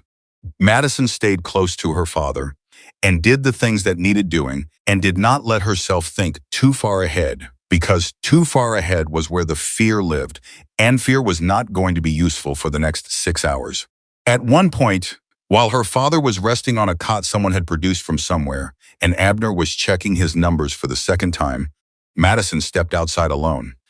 The air was cooler now, evening coming on, the sky turning the particular deep blue of Central California at dusk. She stood in that air, and she let herself, for approximately 90 seconds, feel the full weight of everything that had happened since she moved her father's toolbox and found the paper bag. 4 days ago, she had been filing a missing persons report with a board officer who smiled the patient smile of someone who was not going to help her. She had been 23 years old and terrified and alone. Now her father was 30 feet away with an IV line and someone she trusted watching over him. And in her pocket was a device that was going to dismantle a trafficking network that crossed 3 states and an international border, and 14 men who had come down a highway because she stood in the road and held a jacket above her head were positioned around this property like the world's most unconventional security detail. None of this was a thing she could have predicted 72 hours ago. She looked up at the sky. Okay, she said quietly. To no one. To the evening. To the version of herself that had stood on that highway with her arms raised and her legs locked and 14 engines pointed at her chest. Okay, good job. Then she went back inside. Danny was at the table with a new expression, his "I found something" face again, but different, sharper. The concern had sharpened into something more pointed. What? Madison said. He looked up. Silver Ridge just went dark, he said. Their main communication channels, the ones your father documented in the logs, they've all gone silent in the last 40 minutes. They found out, Marcus said from across the room. He was already moving. Or Poole reached someone, Danny said. Where is Poole? Marcus said. Reyes has him, Danny said. He's contained. Then how Marcus stopped. He thought for a moment. He looked at William, who had sat up on the cot, listening. Ghost, when they had you. Did they ask you specifically about federal contact? Multiple times, William said. He was fully alert now, the rest having enough to bring him back to operational. They kept asking who I'd talked to, whether I'd sent anything to anyone. They were specifically scared about federal involvement. He paused. I told them nothing, but they were already scared of it, Marcus said, which means they had tripwires. If they stopped hearing from Poole, the network would know to run, Danny said. The word ran through the room like a current. Madison looked at Marcus. How long until Salas gets here? Marcus checked his phone. 2 hours, maybe less. Then Silver Ridge gets 2 hours to start moving their operation, Danny said, which is 2 hours for evidence to disappear. What does Salas need? Madison asked. To move faster. He needs probable cause, Marcus said. He has the shell company, but not the operational documentation. Without he has the drive, Madison said. You said he needs the drive in Dad's statement. Can he move on what's on the drive? Marcus was already on his phone. Dialing, he raised it to his ear. Waited, Brian, he said. Change of timeline. We need you to move now. A pause. I'll explain when you're in the car. How fast can you get to Bakersfield? Another pause. Faster than that. He met Madison's eyes. Yes. The evidence is solid. Ghosts documentation, plus what we found at the facility, plus a cooperative state official who's about to have a very candid conversation with you. He listened for a moment. I know. But they're running. We have maybe 90 minutes before they've moved enough that the picture gets complicated. He paused. I understand. Yes. He looked at William. He's here. He's ready to talk. William had his feet on the floor. He was upright. He was already ready. Marcus ended the call. He's moving, Marcus said. He's calling his team. He wants the drive uploaded to a secure server immediately so his technical people can start working ahead of his arrival. He looked at Danny. Can you do that? Already set up a secure transfer, Danny said. I've been ready for an hour. Marcus looked at him. I thought this might happen, Danny said without apology. Madison looked at Danny with something close to profound appreciation. Upload it, Marcus said. Danny uploaded it. And then there was a moment, one of those strange, suspended moments that happen sometimes in the middle of chaos, when the immediate action is complete and the next action hasn't started yet. And there's a gap of 30 seconds that nobody fills, where everyone in that room simply existed together in the weight of what they had done and what was still to come. Madison felt her father's hand on her arm. She turned. He was looking at her with that expression, the complete, focused, total attention, the one she'd grown up inside of. I need to tell you something, he said. Before Salas gets here, and it all becomes official, and the story of what happened today becomes a statement and a case number and a prosecution. He paused. I need to tell you that when I wrote that note, when I wrote, tell them Ghost needs his brothers, I was not certain you would find it. I hoped. I believed you might. But I was not certain. He met her eyes. The thing I was certain about was that if you found it, you would not stop. I was certain about that without reservation. He paused. Because I know you. And I know that when something is wrong, you cannot simply look away. I know that because I raised you to be exactly that way, and I am his voice did something. A slight roughness, quickly managed. I am more proud of that than I know how to say. Madison held her father's gaze. She thought about 4 days of not sleeping and not crying and not stopping. She thought about Route 33 and 14 engines and the jacket above her head. She thought about the concrete floor of that back room and the way her father's face had released when he saw her in the doorway. You taught me, she said. You taught me that when something is wrong, good people can't just look away. He nodded. I was listening, she said, the whole time, every dinner, every conversation, everything you showed me about how to be. She paused. I was listening. He pulled her into him again and she let him, and they stayed there while the room moved around them. And Danny's laptop uploaded 14 months of evidence to a federal server, and Marcus coordinated the arrival of a man who was going to use all of it to bring down something that had been operating in the dark for too long. Outside, the sound of an engine, not motorcycles this time, A car, moving fast, turning into the property road. Salas was early, and the 48 hours had just become something else entirely.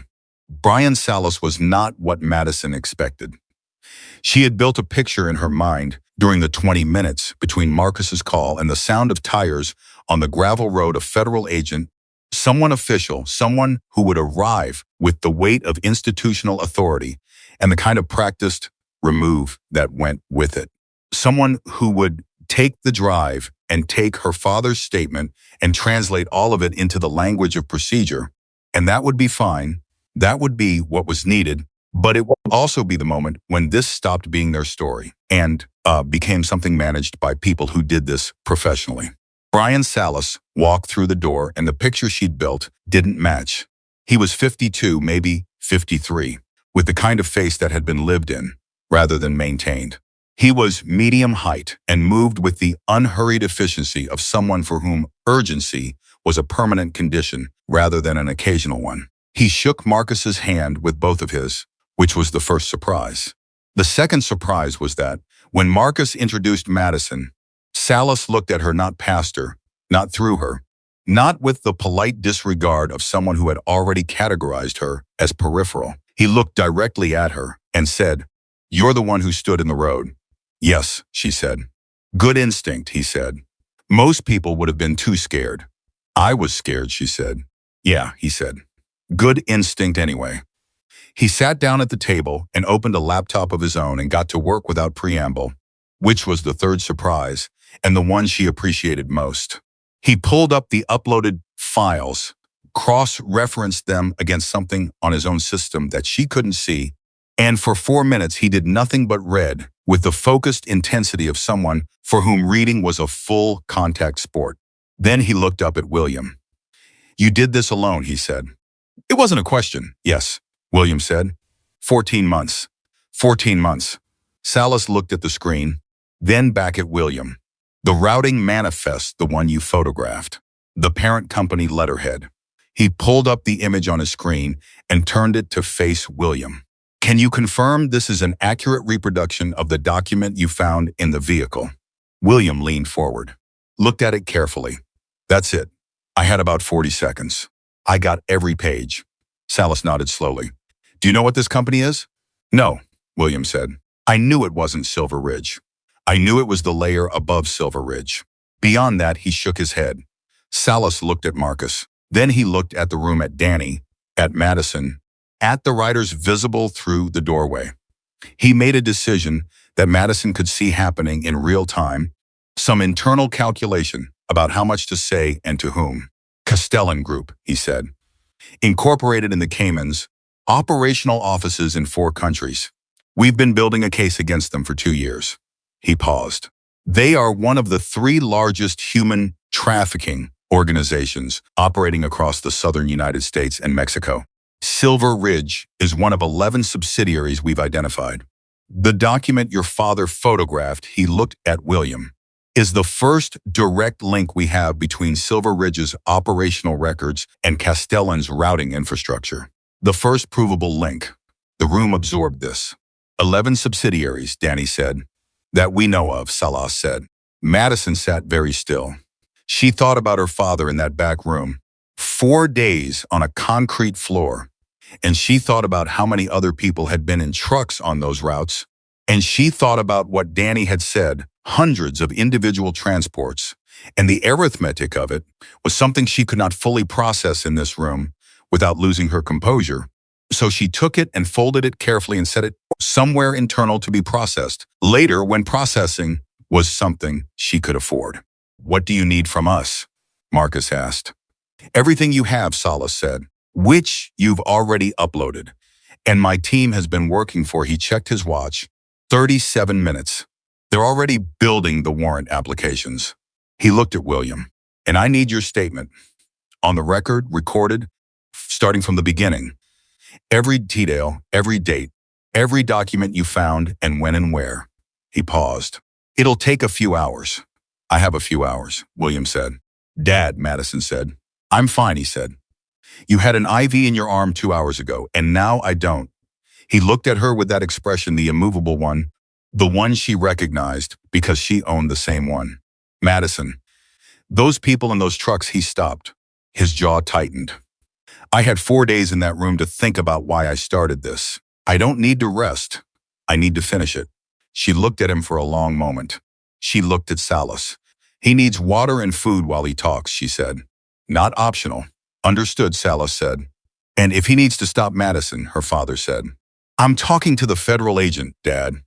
Salas looked at her with something that was working toward a smile, but was too professional to get all the way there. If he needs to stop, we stop, he said. I've been doing this long enough to know that a compromised witness statement is worse than a delayed one. Good, she said. She sat back. Then go ahead. Salas set up his recording equipment with the efficiency of long practice. He stated the date, the time, the names of everyone present. And then he looked at William and said, start wherever it feels right. We'll go in order later. William looked at his hands. He looked at Madison. He looked at the recorder. And he started talking. He talked for 3 hours and 40 minutes with 2 breaks, during which Madison produced food from the supplies someone had brought, and Abner checked his glucose and declared him functional, if not optimal, which had become the standard they were working with. William talked, and Salas listened and asked precise, minimal questions at precise moments, the kind of questions that opened rather than directed, that let William build the account in his own architecture rather than Salas's. Madison listened to all of it. She had thought she knew the shape of what her father had found. She had the outline, the routes, the falsified records, the Castellan connection. But the lived texture of it, the week-by-week accumulation of discovery and decision and risk management that had constituted her father's 14 months, was something different from the outline. She heard about the first day he noticed the mileage discrepancy. The second time he found it, when he understood it wasn't a mistake. The morning he opened the truck's service panel and found a hidden modification to the cargo compartment that wasn't on any manufacturer's blueprint: additional ventilation, brackets for securing loads that weren't freight. The day he understood what those modifications were for, she heard him describe the weight of that understanding. Not in those words. Her father didn't speak in abstractions, but in the specifics of what he did next. He drove home. He sat in the garage for 2 hours without turning on the lights. He called Madison that evening and talked to her about something ordinary, something she no longer remembered. Because he needed to hear her voice and hear that she was fine and remember what he was doing this for. She hadn't known that. She hadn't known that the ordinary conversation she couldn't remember had been, for him, the thing that steadied him enough to decide to keep going. She pressed her hands flat on the table and held that. Salas's phone buzzed at the 2-hour mark. He glanced at it, excused himself for 4 minutes, came back with an expression that had shifted in a direction Madison couldn't immediately decode. He sat down and let William finish the section he was on and then held up a hand. I need to tell you something, Salas said. He looked at Marcus, then William, then Madison. My team just got confirmation from the technical analysis of the drive. The GPS data in your father's logs, he looked at William, can be cross-referenced with cell tower records we've subpoenaed as part of our existing investigation. The correlation is exact. We can place Silver Ridge vehicles at 17 locations that are already flagged in our case. He paused. What your father built doesn't just support our investigation. It completes it. The table held that. How fast can you move? Marcus asked. Warrant applications are already filed, Salas said. I have a judge who's been waiting for exactly this. We're looking at, he checked his watch, warrants by midnight. Teams in position by 3 in the morning. He looked at William. The window you were worried about Silver Ridge going dark, moving evidence, we beat it. My teams have been on passive surveillance of 11 Silver Ridge locations for 6 months. Nobody moves without us knowing. You were already watching them, Danny said. We were watching the outside, Salas said. We didn't know what was inside. Now we do. William looked at Salas with an expression that Madison recognized as the particular relief of someone who has been carrying a weight alone for long enough that the moment of setting it down is almost more than they can process. The people they were transporting, William said. His voice was careful. Do you know where they are? Salas's expression did something complex. Some, he said.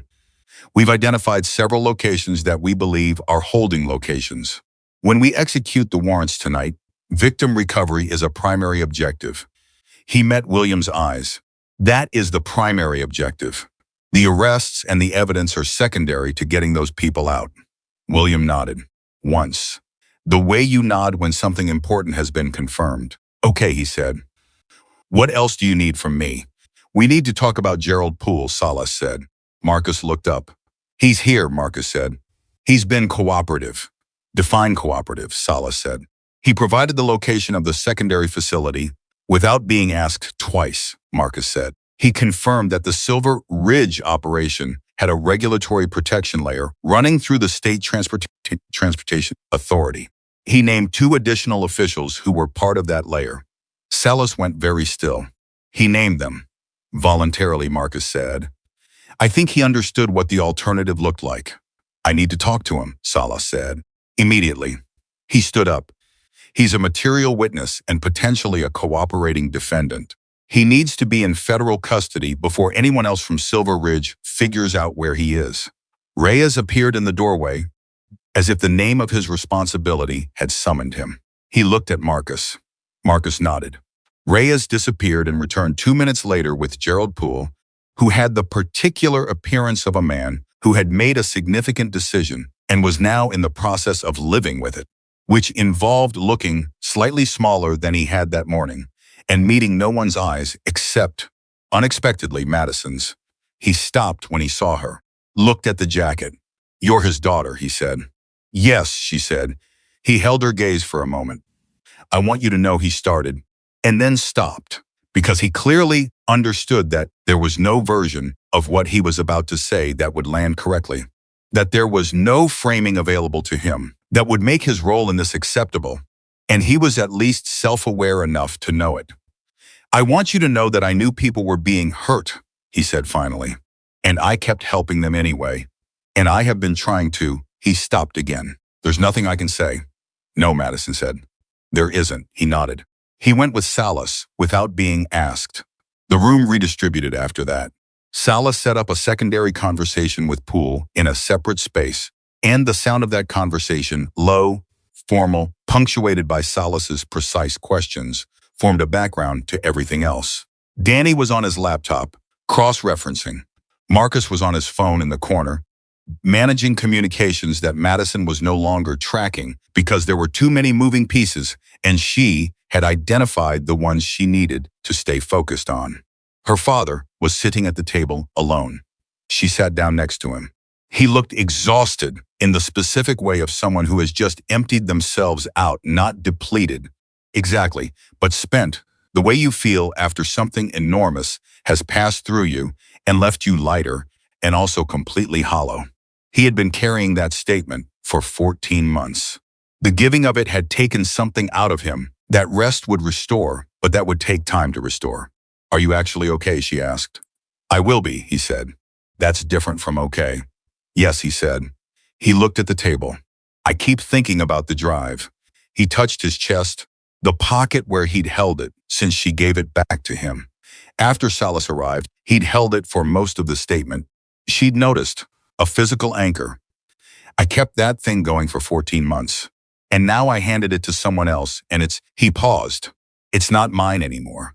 The case is not mine anymore. Whatever happens from here happens in rooms I won't be in. That's not entirely true, Madison said. You're a witness. They'll need you. I know, he said. But you understand what I mean. She did. She understood the specific disorientation of releasing something you've been holding with both hands, the way the hands feel afterward. Open and strange, missing the weight that defined them. It's going to work, she said. Not to comfort him, because she believed it. He looked at her. Yeah? Salas has been building this for 2 years, she said. What you gave him was the piece that completes it, not helps it, completes it. She held his gaze. You didn't just report something, Dad. You built something. Something that doesn't fall apart. Something that holds. He was quiet for a moment. I was so scared, he said. She blinked. In 23 years, She could count on one hand the times her father had said those words. Of what specifically, she asked, because with him, specificity mattered. That I'd get it wrong, he said. That I'd collect 14 months of evidence and hand it to someone who was compromised. Who would bury it? That I'd sacrifice, he paused. That I'd put myself in harm's way and it wouldn't be enough. That those people in those trucks would keep being in those trucks. But you didn't get it wrong, she said. I almost got myself killed, he said. Almost, she said. He looked at her. You also, she said, put your jacket behind your toolbox and wrote a note and left it for exactly the right person. That wasn't luck, Dad. That was you, knowing what you were doing even when you were scared. He looked at her for a long time. Then Marcus appeared at the table, his phone in his hand, and his expression was doing something that Madison had not seen it do before, something that sat at the intersection of disbelief and a very large, very real satisfaction. Ghost, he said. He sat down. He put the phone on the table face up.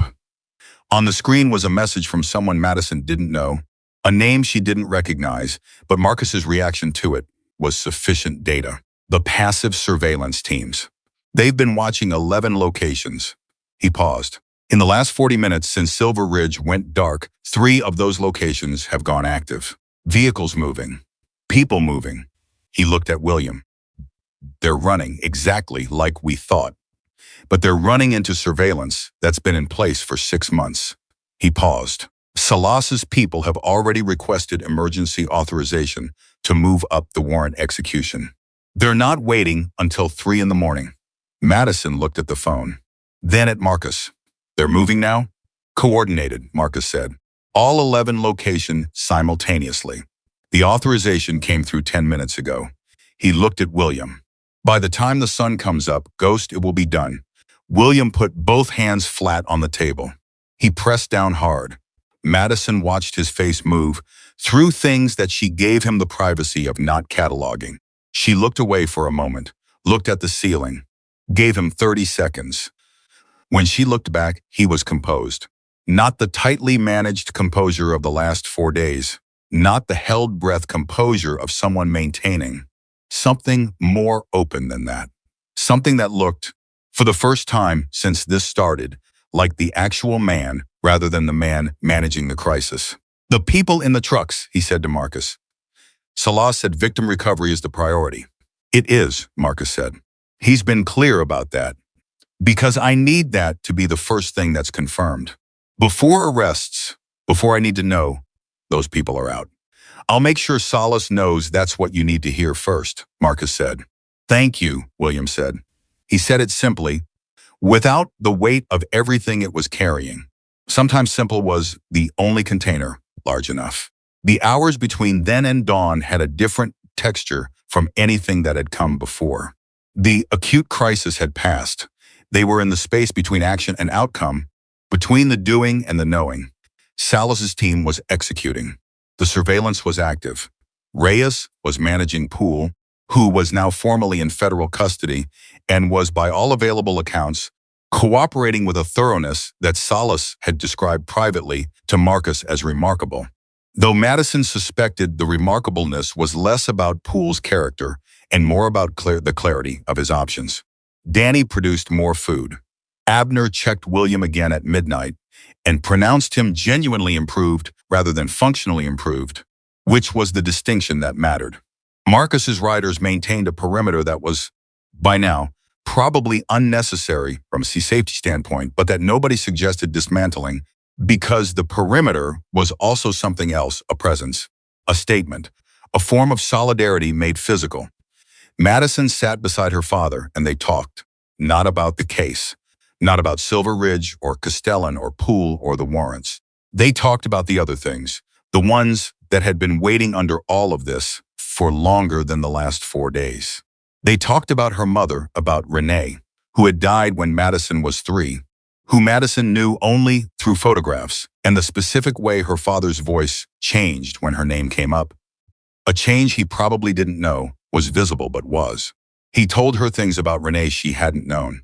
Her laugh, her stubbornness, the way she had looked at William when he told her about the club and the life he'd been living, and his intention to leave it for something that could hold a family, and the way she had said, without hesitation, that she already knew, that she had known since the second week, and that she loved him, not despite it, but including it, all of it, because that was what love actually meant. Madison held that.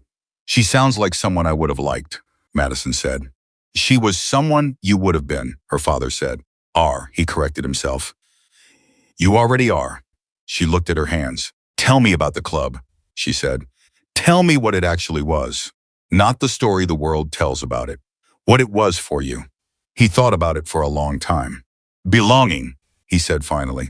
When I was 22 years old, I had nobody. My parents were gone. I had no siblings. I was doing mechanic work out of a rented bay. And he paused. I was capable, and I was competent, and I was completely alone. And then I ended up in the orbit of these people who had decided that loyalty was not a transaction, that it was a permanent condition. He paused. They didn't save me from anything dramatic. There was no dramatic moment. They just kept showing up, every time, without being asked. He looked at Marcus across the room. You can't put a value on that when you've never had it. You left it, she said. For me, I made a choice, he said. I'm not asking you to think it was easy or that I didn't grieve it. It was both of those things. But you were 3 years old and your mother was gone, and the choice was not actually complicated, even though it was hard. He looked at her, and I was wrong not to tell you. I've said that, but I want you to understand leaving them didn't mean losing them. Marcus called 3 times a year for 23 years. Danny sent a card on your birthday every year. I never told you where it was from. Madison stared at him. Danny sent birthday cards. Yeah, to me specifically. He said her father almost smiled. He said that since Ghost couldn't give them to you himself, someone had to represent the family.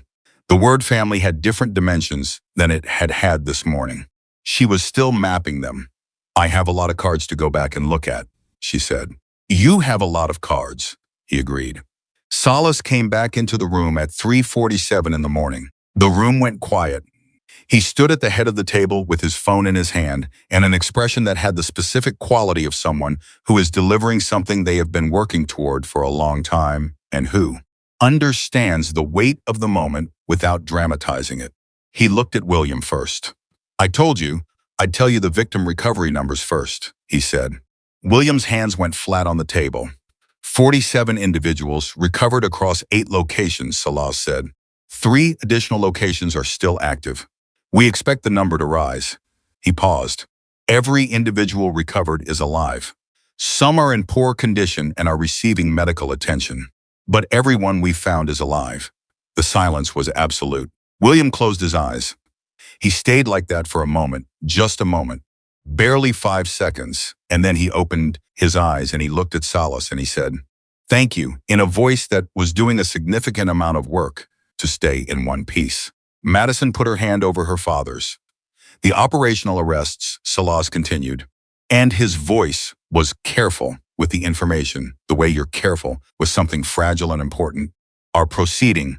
14 individuals in custody across the network, including the Castellan Group's regional director of North American operations, who was located at the primary Silver Ridge facility in a vehicle that was, he paused, attempting to leave at the moment the team arrived.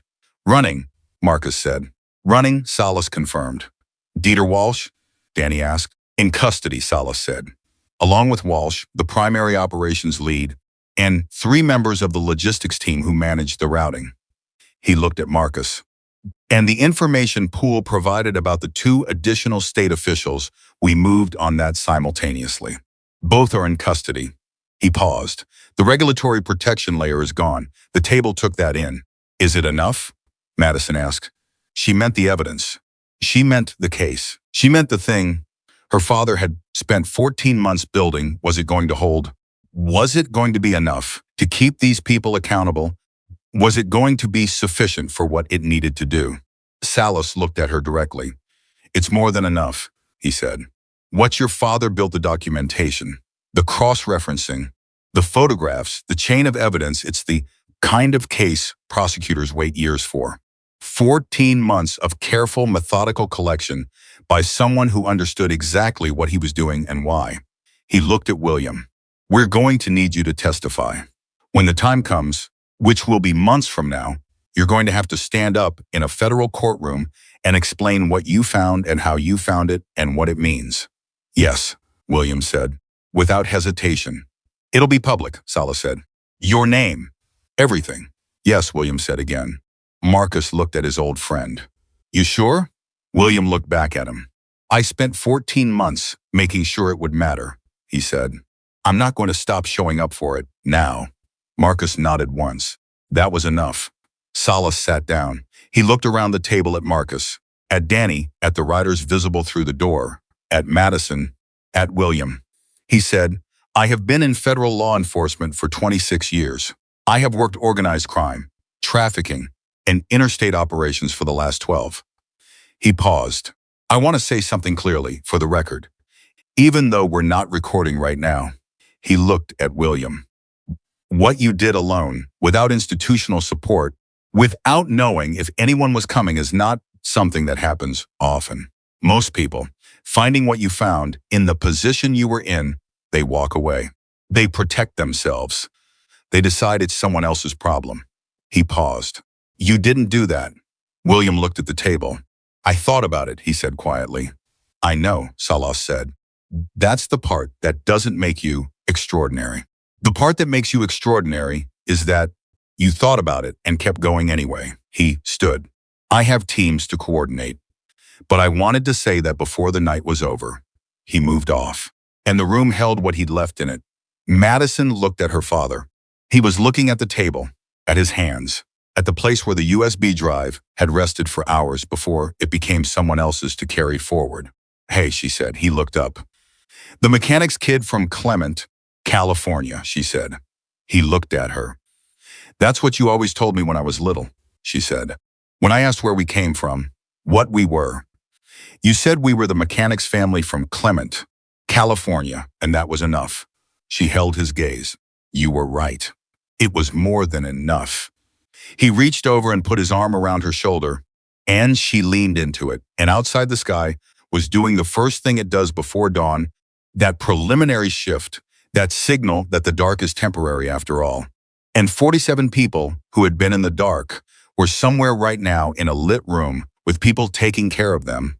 And in courtrooms months from now, a case that had been built in a quiet garage in a small town with careful hands and a courage that looked ordinary because it wore ordinary clothes. That case was going to stand, and it was going to hold. The sun came up the way it always does in the Central Valley, without ceremony, without asking permission, spreading across the flat agricultural land with the indifferent patience of something that has been doing this for longer than anyone watching it has been alive. Madison noticed it through the window at her back, the quality of the light changing against the far wall, and she thought that the sun had no idea what had happened in the last 24 hours and would have risen exactly the same way regardless. There was something steadying about that, the world continuing its business. The ordinary machinery of the earth not requiring anything from her. Her father had fallen asleep in the chair beside her.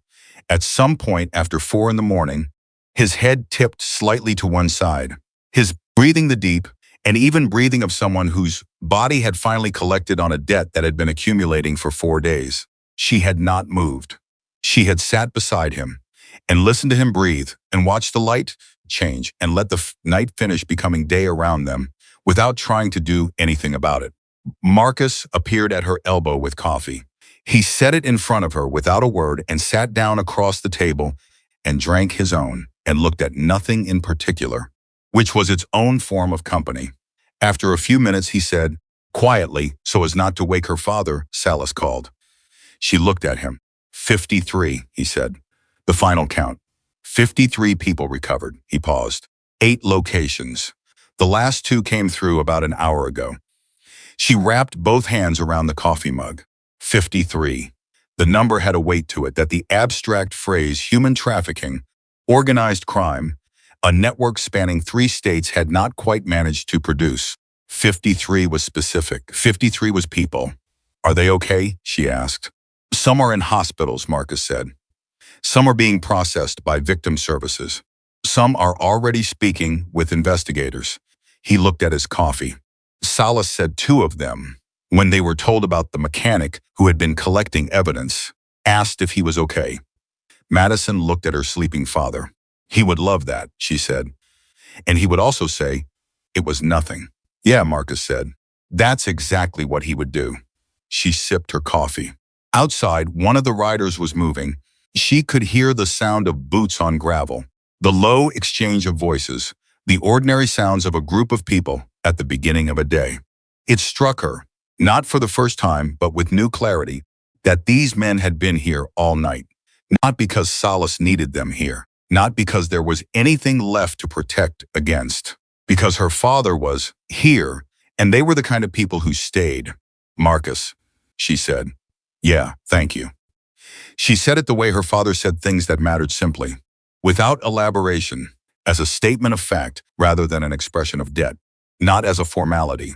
I mean it completely. He looked at her for a moment with those careful eyes, the ones that took in everything, but performing the taking in. You stood in that road, he said. You did the hard part. The rest was just showing up, and showing up is what we do. He paused. Your father showed up for us more times than I can count. That doesn't expire. No, she said. I'm starting to understand that. Her father stirred then, the way people stir when the room around them changes. When some imperceptible shift in the quality of sound or light reaches whatever part of the sleeping brain monitors such things.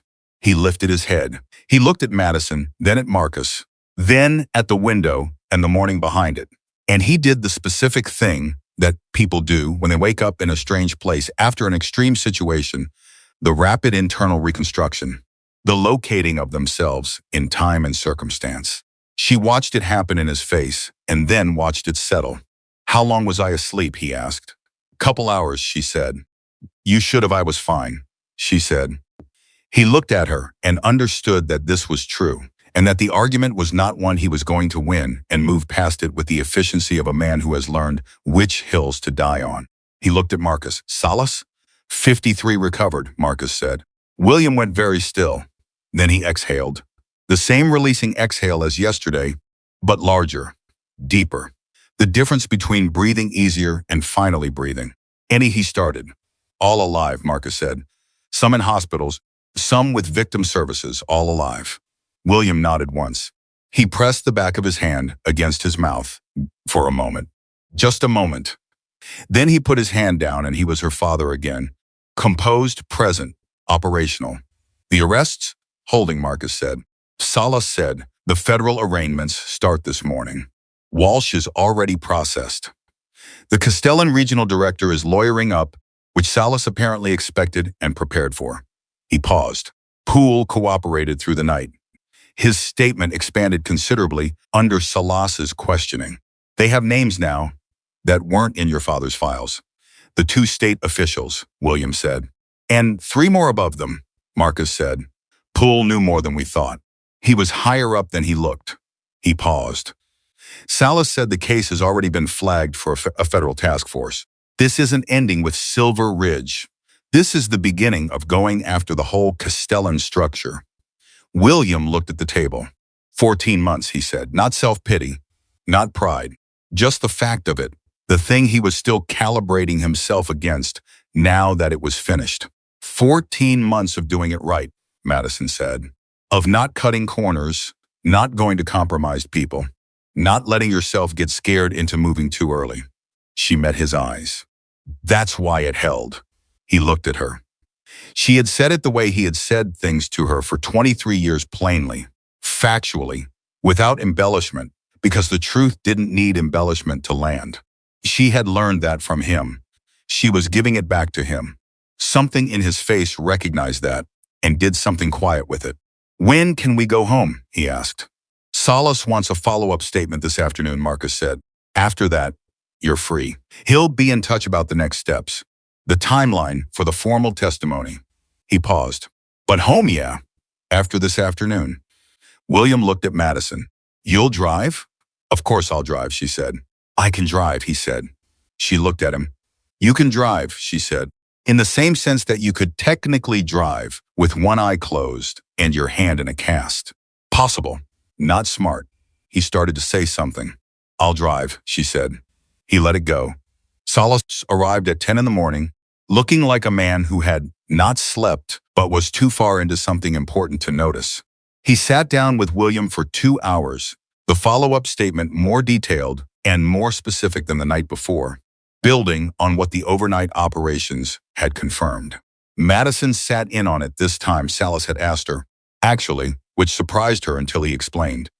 She was potentially a witness to events at the secondary facility, and having her account on record now, while the details were fresh, was good practice. She gave her account. She was precise. She was factual. She did not editorialize, and she did not minimize. And when Salas asked her what she had been thinking when she stepped into the road on Route 33 with her father's jacket raised above her head, she thought about it honestly for a moment and said, "I was thinking that if the alternative was going home without knowing where he was, then stopping 14 motorcycles was the sensible option." Salas looked at her. Most people wouldn't frame it that way. "My father taught me," she said, "that when something is wrong, you can't just look away." She paused. "I wasn't going to look away." Salas wrote something down. She had the impression it wasn't case-related. After the statements, there was food. Danny had produced it again, the same reliable practicality, and then there was the particular organized chaos of a large group of people preparing to disperse, a kind of structured departure that had its own momentum and its own ritual. The riders were gearing up. Equipment was packed. Conversations that had run through the night were finding their natural conclusions. Marcus pulled William aside, and Madison gave them the space of it, standing at a distance with her coffee and watching without listening as the two men talked. She could see it in their postures, in the way her father's shoulders did something she had never quite seen them do released. Maybe just the specific adjustment of a man who has finally set down the thing he was carrying and can now stand the way he used to stand before the weight. She could see Maras talking and her father listening, and then her father saying something, and Marcus nodding the way he nodded. When something important had been confirmed, the slow, deliberate nod that was its own full sentence. Danny appeared beside her. He was holding a coffee of his own and looking in the same direction. "He's going to be okay," Danny said. "I know," she said. "I mean really okay," Danny said. "Not just medically. The whole thing." He paused. "He's been carrying a version of guilt for 23 years. Guilt about leaving, about not telling you, about the distance between the life he came from and the life he built." He sipped his coffee. What happened this week, it didn't resolve all of that, but it did something. It made the two versions of his life visible to each other, and he could see that they were always the same life. He paused. Just different chapters. He said it without realizing he was echoing what Marcus had told her the previous morning, what her father had originally said about the jacket and the daughter. She didn't point that out. Some things repeated because they were true, and true things have a tendency to find their way back. "Danny," she said. "Yeah, 23 birthday cards." He looked at her sideways. "He told you. He told me."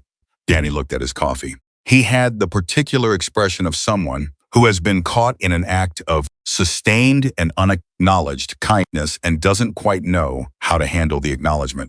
"Cards seemed like the right size," he said finally. "Not too much.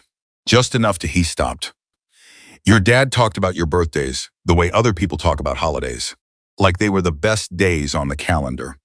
He shrugged, which was a very Danny way of handling an emotion he hadn't planned for. Seemed like someone should mark them.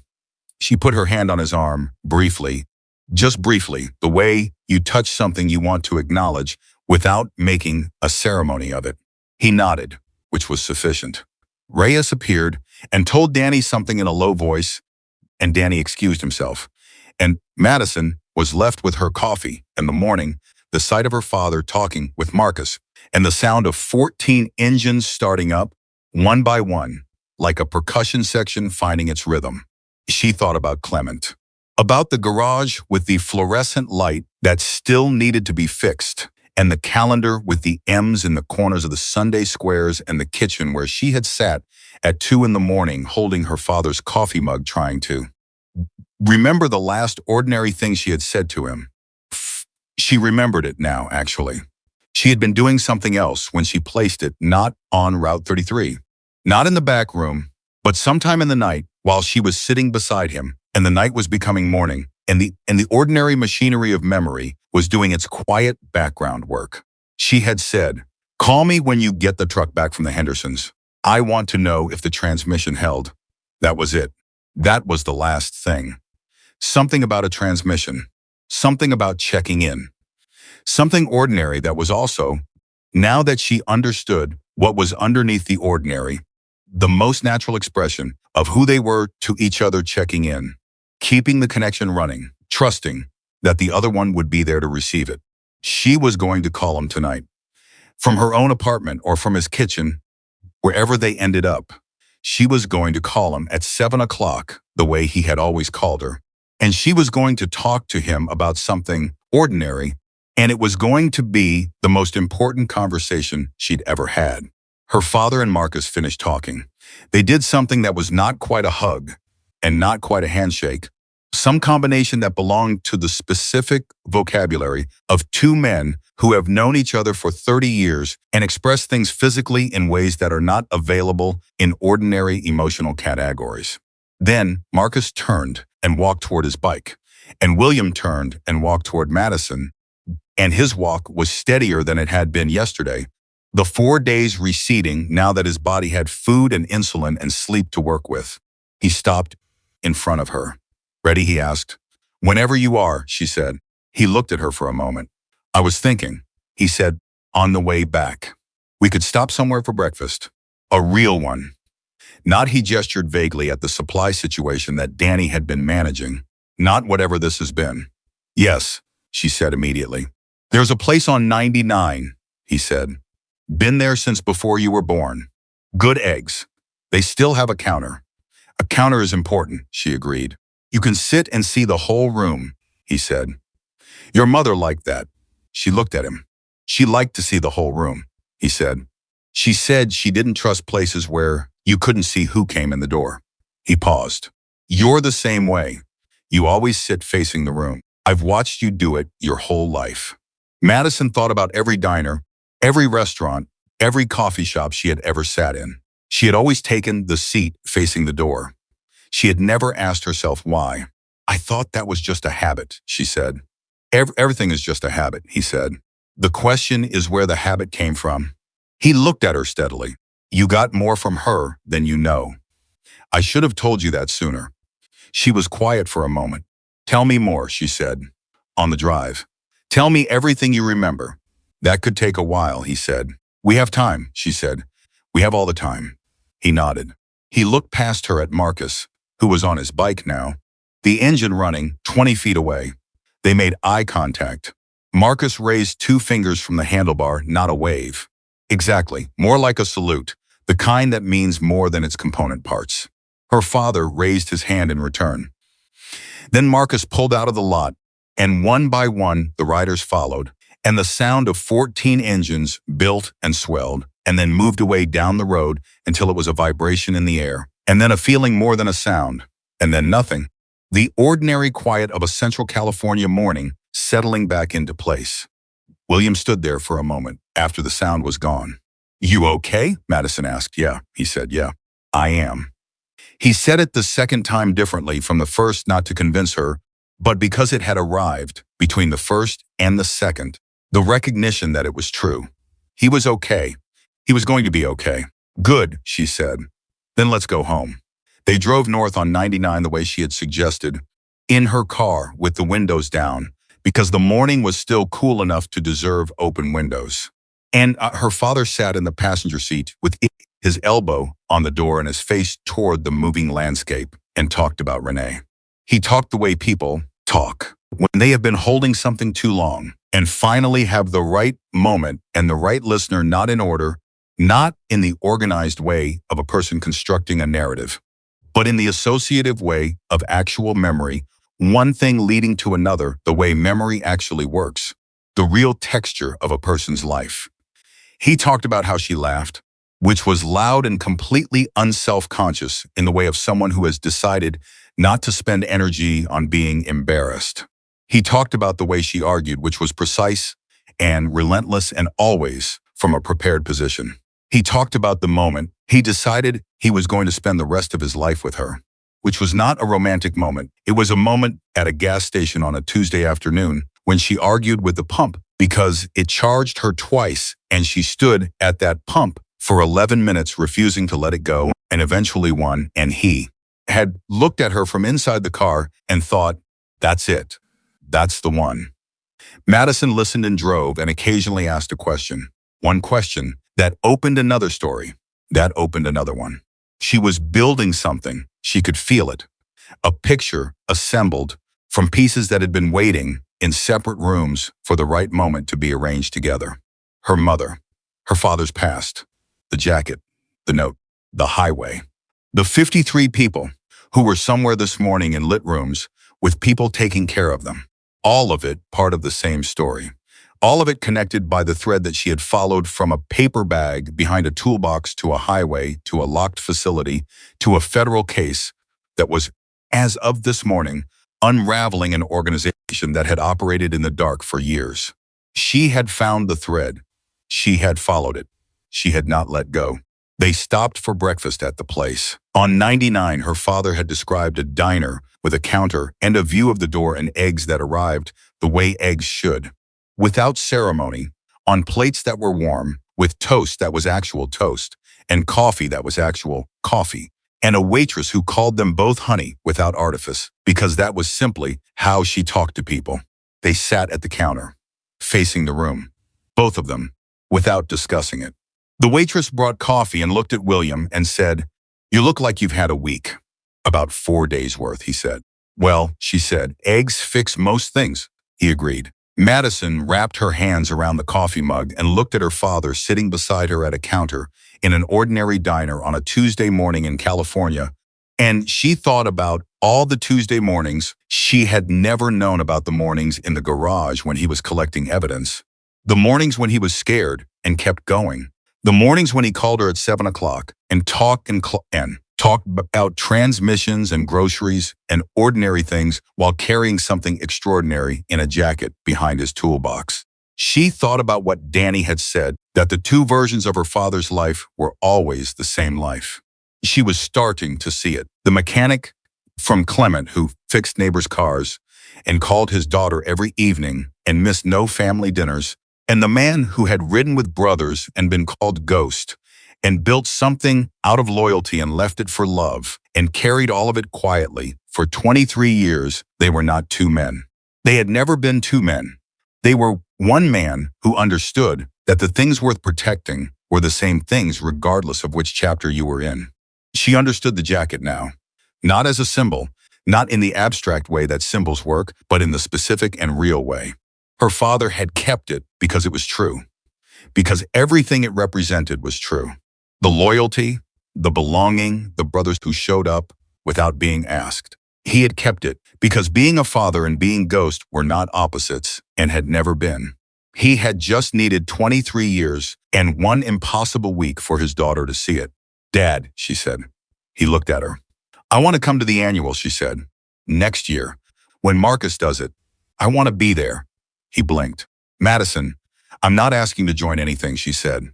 "I'm saying those are people who showed up for you, who showed up for me by extension, for 23 years, with birthday cards and with 14 engines on a highway. I want to sit at a table with them and eat something and be part of that at least once." She paused. Would that be strange?" He looked at her for a long moment. "Marcus is going to be insufferably pleased," he said. "Probably," she agreed. "Danny is going to bring it up every year for the rest of our lives." "That seems accurate." He looked at the counter. He looked at his coffee. He looked at his daughter, who was sitting in her particular way with her shoulders back and her eyes on the room, the way her mother used to sit. "No," he said. "It wouldn't be strange." She nodded. The eggs arrived. They ate. The waitress refilled the coffee twice and on the third pass said to Madison, "He's your dad, right?" I can tell. You've got the same way of sitting. She moved off before Madison could respond. Already at the next customer. Already in the next moment. Madison looked at her father. He looked at her. The same way of sitting, he said. Apparently, she said. He smiled. A real smile, the full one. The one that changed everything in his face, and that she had not seen in. She tried to count longer than she wanted to. She had seen parts of it in the last 24 hours. Relief, gratitude, love in various forms. But the smile, the actual smile, required something on the other side of all of that. Required the all clear, required the moment when the weight was set down and not just resting. This was that moment. She smiled back. They paid and they drove, and by early afternoon they were on the streets of Clement. And the town looked exactly the same way it had looked 5 days ago, because towns don't register what happens inside houses and garages.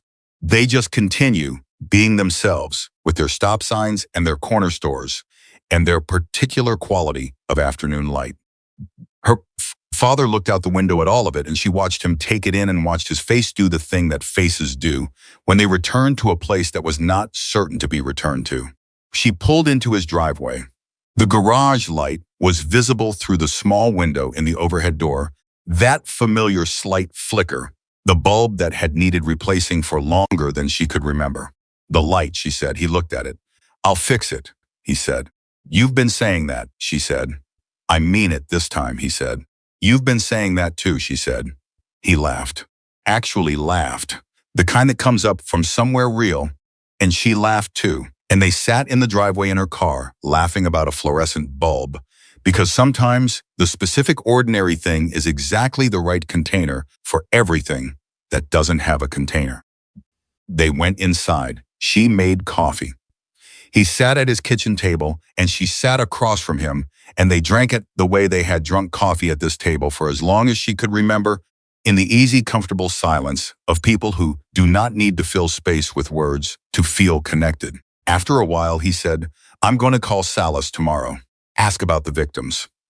Whether there's any support they need. Any way to help with the process. He looked at his coffee.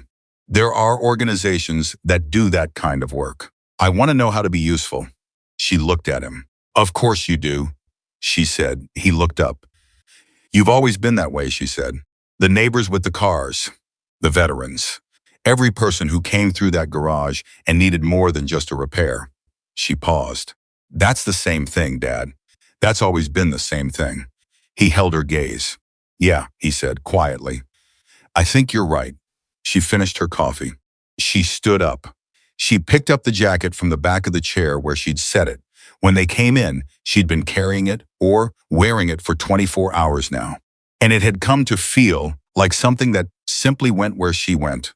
Which maybe it did, and she looked at it for a moment.